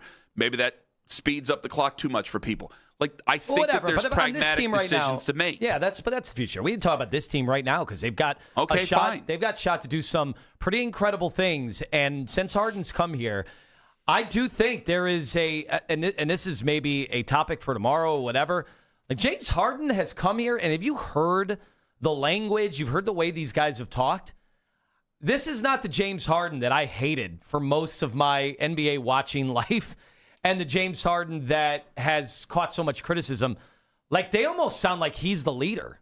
I don't know if you've caught that. You can pull up some of the post-game stuff over the last few games. The way they are talking, the way Donovan Mitchell has almost been deferring. Well, he's played more than Donovan, hasn't he? Donovan's been out for a stretch. He seems like he's kind of emerged as the voice with those guys behind the scenes, and he's not ever somebody who's a very vocal guy, outwardly. Is that a problem? There's a lot of people that have thought he's been more of a mystery during his NBA life, but listen to the other guys talk about James Harden. Well, there's been they're looking at him. Well, there's been teammates who absolutely love him. Adore James Harden. We know one Terry personally. Pluto had a nice write-up about that, too, so far, about just the overall takeaways. I know Jason Lloyd talked to some of the people that were with him with the Clippers after that deal, and you can't find anybody to say bad things about James Harden. So I think a lot of people may have had some incorrect preconceived notions about Harden before he came here, but he has been awesome for the Cavs. Have one bad game. 216-474-0092. Let me get the Q in Cleveland. Hello, Q. How you doing? Doing well, Q. Go ahead. How you doing today? Good. Good morning. Good. I was telling the guy that accepted the call or whatever that I clicked on my Instagram this morning and I heard Lima saying something about he's the best player. Harden was the best player on the team, and I just wanted to say but what he just kind of cleared up though, which what I was going to say was that he's more so like the leader. But just because you the leader, that don't make you the best player. You get what I'm saying? Yeah. Like he got so much experience. He got so much experience that, and he's older than everybody. You know what I'm saying? So, and he's been through so much stuff. So it's just like, yeah, they're looking at him as the leader, but he's definitely not better than Spider. He's definitely not better than Spider, though. Q, thank you very much for the call. What I am nervous, so I just said all these great things, these nice platitudes about the Cavs. What I am worried about right now is that Donovan Mitchell's game has kind of fallen off a cliff in terms of efficiency since really the beginning of February. Mm-hmm. I do not need him to be on fumes right now, and it's not like his minutes are that crazy. So I'm curious about the groin. I'm curious. It's always stuff starts happening to him. I have seen him on one leg score 50 in the playoffs, so it's not like I'm counting him out or anything like that. No, let's not be silly. Mm-hmm. But he's got to play at a different level come playoff time. He can't play like this because he's been struggling now for the better part of a month and a half, almost 2 months. Do you think any of it has to do with the injury? Yeah, with I the do. groin? I do. And part of me wonders, are you jockeying for position here down the stretch, trying to make sure that it's Detroit in the second round? Because teams have been bit by doing that. The Cavs have been bit before by doing that, but I'd rather play Detroit in the second round than the winner of Boston and New York. Exactly. So it's something to pay attention to, and I wonder if Donovan should just go to the bench for a little bit, go sit down for a little bit. Let's get him healed up. Let's get him ready to go, help him feel reinvigorated by the time the playoffs start. James in Macedonia, you're next up on the Fan. Hello, James. How's it going, guys? Doing well. Go ahead, friend. So my thing is I do see a lot of these people getting the James Harden hate, and like you guys were talking about earlier, I think he's played phenomenal. I also think, not only is he playing good on the offensive end, as well as I think he spreads the ball open. He spreads the floor. I'd really like to see Mobley kind of take that next step. I don't know if you guys feel the same way, but I still think if our team is healthy, you keep Max Strus in there, the Strus is loose, I think this team can make a big playoff push. So this is going to be borderline irresponsible, what I say, because we haven't had a great big we haven't had a tremendous sample size yet. But your brain starts messing with you here because we don't have a lot of time left with this team in the grand scheme of things, James, and thank you very much for the call. I got about 2 more years left of this group as it is, maybe even a year and a half as they sit right now. What James Harden has done, Darius is having a great run right now with the LA Clippers. I mean, you said 40 the other night. He's having a great run. What James Harden does, he is exposed to us how important Jared Allen is. But with Jared Allen's injury, he is also, and he's not trying to, but what he has done is also exposed how far behind or how indecisive Evan Mobley still is. It's made me feel so much better about Jared Allen, the James Harden trade, but it's also because of the Jared Allen injury, it's made me feel so much worse about Evan Mobley.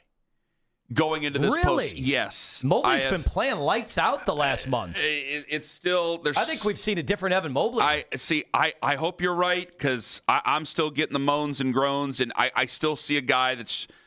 I think they're trying to lock him into doing what makes him good, but I think when you've asked him for more, I think he's come up short here recently.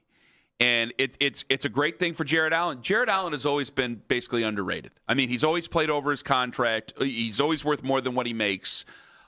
He's told the truth, whether that's been good or whether that's been bad for us or whether that's been annoying. Still the truth with it. This is still a big deal to him. And for what James Harden has done, James has shown you how great Jared Allen can be. But also, again, it makes me a little bit worried about Evan because everybody in the world would say that Evan Mobley has a higher ceiling than what Jared Allen has. Okay, we're 5 years into this thing. So is he going to be able to reach that ceiling? That's why, I heard Afternoon Drive on Friday. I respect what their opinion is when they say, hey, we're going to shut this window closed, or we speed things up way too soon if you trade for Giannis Antetokounmpo. We're going to hold on to Evan. Well, I respect that, because I also respect that Giannis has been really injured over this last year. And when you're a guy who's over 30, I wonder if that's the beginning of things for you, or if this was just a bad year injury-wise, because he's been banged up all year long. Evan, I could see in 4 years with the Milwaukee Bucks being a force. Do I have the time to let him develop into that here with the Cleveland Cavaliers if there's a move to be made this offseason? I don't think I do. I don't think I have the time to do so. I mean, when you made the move for Donovan, you sped up the clock. When you made the move for James, you really sped up the clock. We are going to be going, back to the future speed if you make any more moves about where this team needs to be. 216-474-0092. And to try to get to some of you guys. And you're enjoying the NCAA tournament, but to some, you don't even know what you're looking at. Ken Carman, Anthony Lima, take us with you to work. And if you're already at work, watch us for free on YouTube Live. Friends, Ken Carman here for Classic Chevy and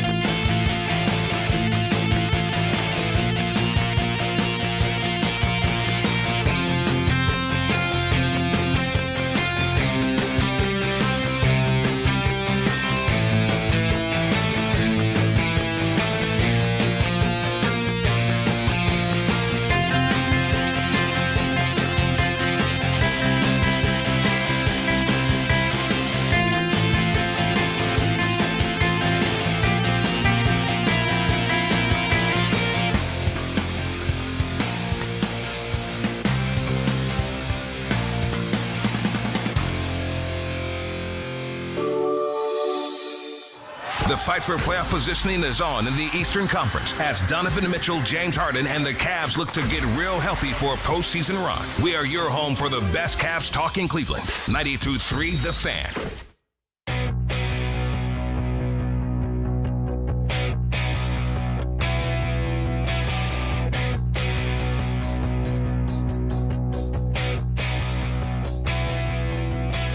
Hey, by the way, Kevin Durant passed Michael Jordan, I think, on the all-time scoring list, right? Yeah. Where does Durant rank? Is he a top 10 all-timer? He's close. This feels like there's 20 guys battling out for top 10 all-time. Well, that's why it's top 10. And if it were easy, we just keep on moving. But the part of it is the game is so different today that guys are putting up numbers today, so you have to factor that in. His actual game, as far as being this crazy, essentially a 7-footer who shoots unstoppable jump shots and has been able to do it for 20 straight years. And his jumper has gotten no worse. He's still off the dribble, can just pull up from anywhere. If he didn't have the social media stuff, so I think people would be. I like his social media stuff. I know, to but hate it, I'm now I saying like that's going to keep him out of a lot of people's top 10s because they have personal reasons against it, right? Like the team jumping in the beginning, the team jumping was like, why is he doing it? Well, now everybody team jumps, so it's not as big of a deal. I'll tell you, the Kevin Durant, unfortunately, I don't want to be like, this is such Cleveland luck because we won a championship. Yeah. But I think 8 days later after we won the championship, we were immediately not the best team anymore. Right. Because Kevin Durant went to Golden State, and we all know how ridiculous that was. And the league has changed so much of the cap so that can never happen again. They made it as restrictive as possible because of that. And now, that impacted us. That might be part of the reason why we ended up trading Darius. That's a story for a different day. But Kevin Durant in the 2017 NBA Finals, the Cavs, that was the best Cavs team I've ever seen.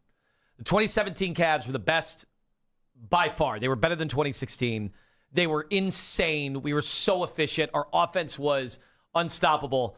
And then Kevin Durant was better than LeBron in the finals. And obviously had more help, but there was no stopping Kevin Durant that year.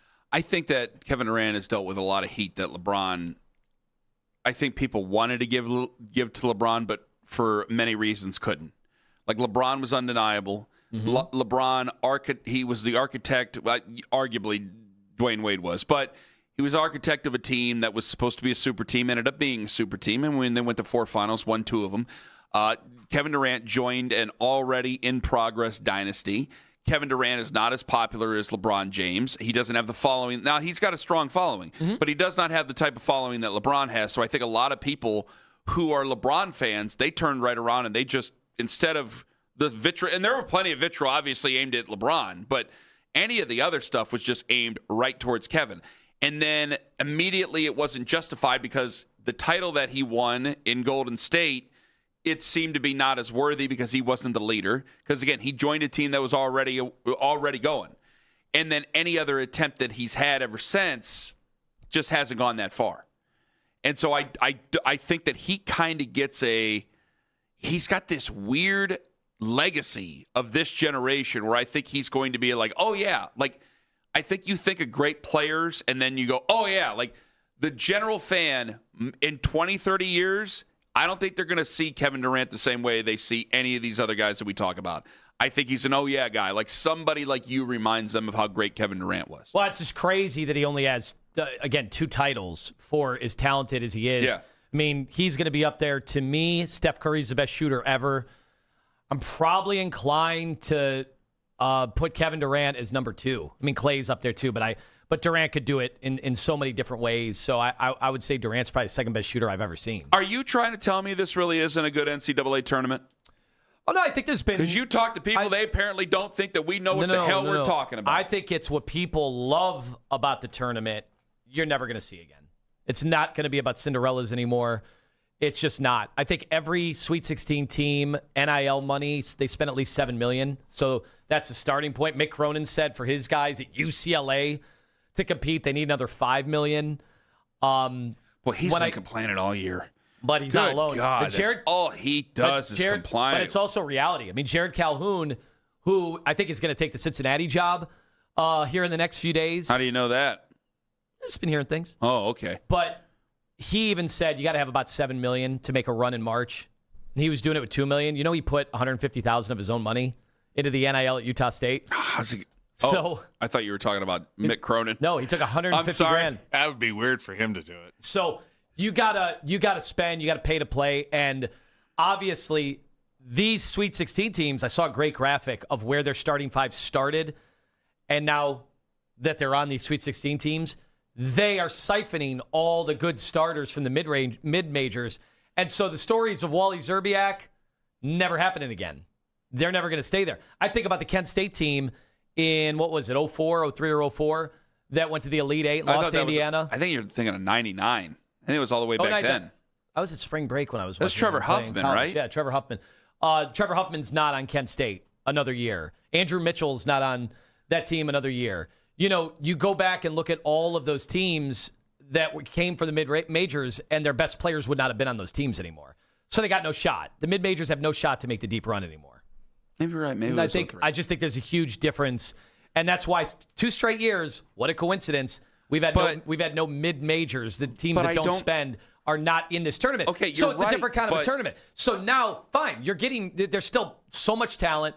There's still all of that. That's fine. Just don't call it what it isn't. It's not about Cinderella and the shoe still fitting, because it doesn't. Well, then how do you explain VCU having to come back against North Carolina? Wouldn't North Carolina have a bigger budget and be able to pay more players than VCU? They have way more money. Yeah. Ironically enough, High Point, somebody specified how much High Point pays on their players because it's actually a well-to-do university with a lot of money, so they can actually pay their players to go and do that, which I was a bit surprised about. You'll still have upsets, but in terms of making a run and seeing George Washington in the Final Four, George Mason, like Florida Gulf Coast or Florida Atlantic, no, it's not happening. It's over. Those days are over.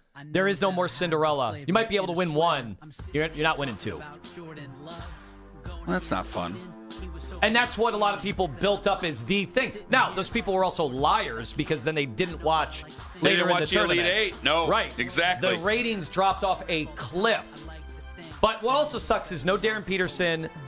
So ultimately, BYU's this is best better. player's gone. North Carolina's best player is injured. So all these great players that a third of the league are taking for, I don't get to watch. But you just said it. Apparently, this is better then, because there's schools that we don't believe are well-to-do that are well-to-do, and then you're seeing quality basketball, and people are actually sticking around to watch these teams because they weren't sticking around to watch Vermont. Yeah, it's still been a fun tournament. Don't get me wrong, but you're not going to see Princeton, making the huge plays and the big upsets and stuff that you remember the rest of your life. It's going to be a lot of good teams and highly played players. We're back tomorrow, 6 to 10. Big thanks to Daryl. We'll talk to you tomorrow. Have a wonderful day, my friends. And making sure that you're not booing, but you clap. Hey,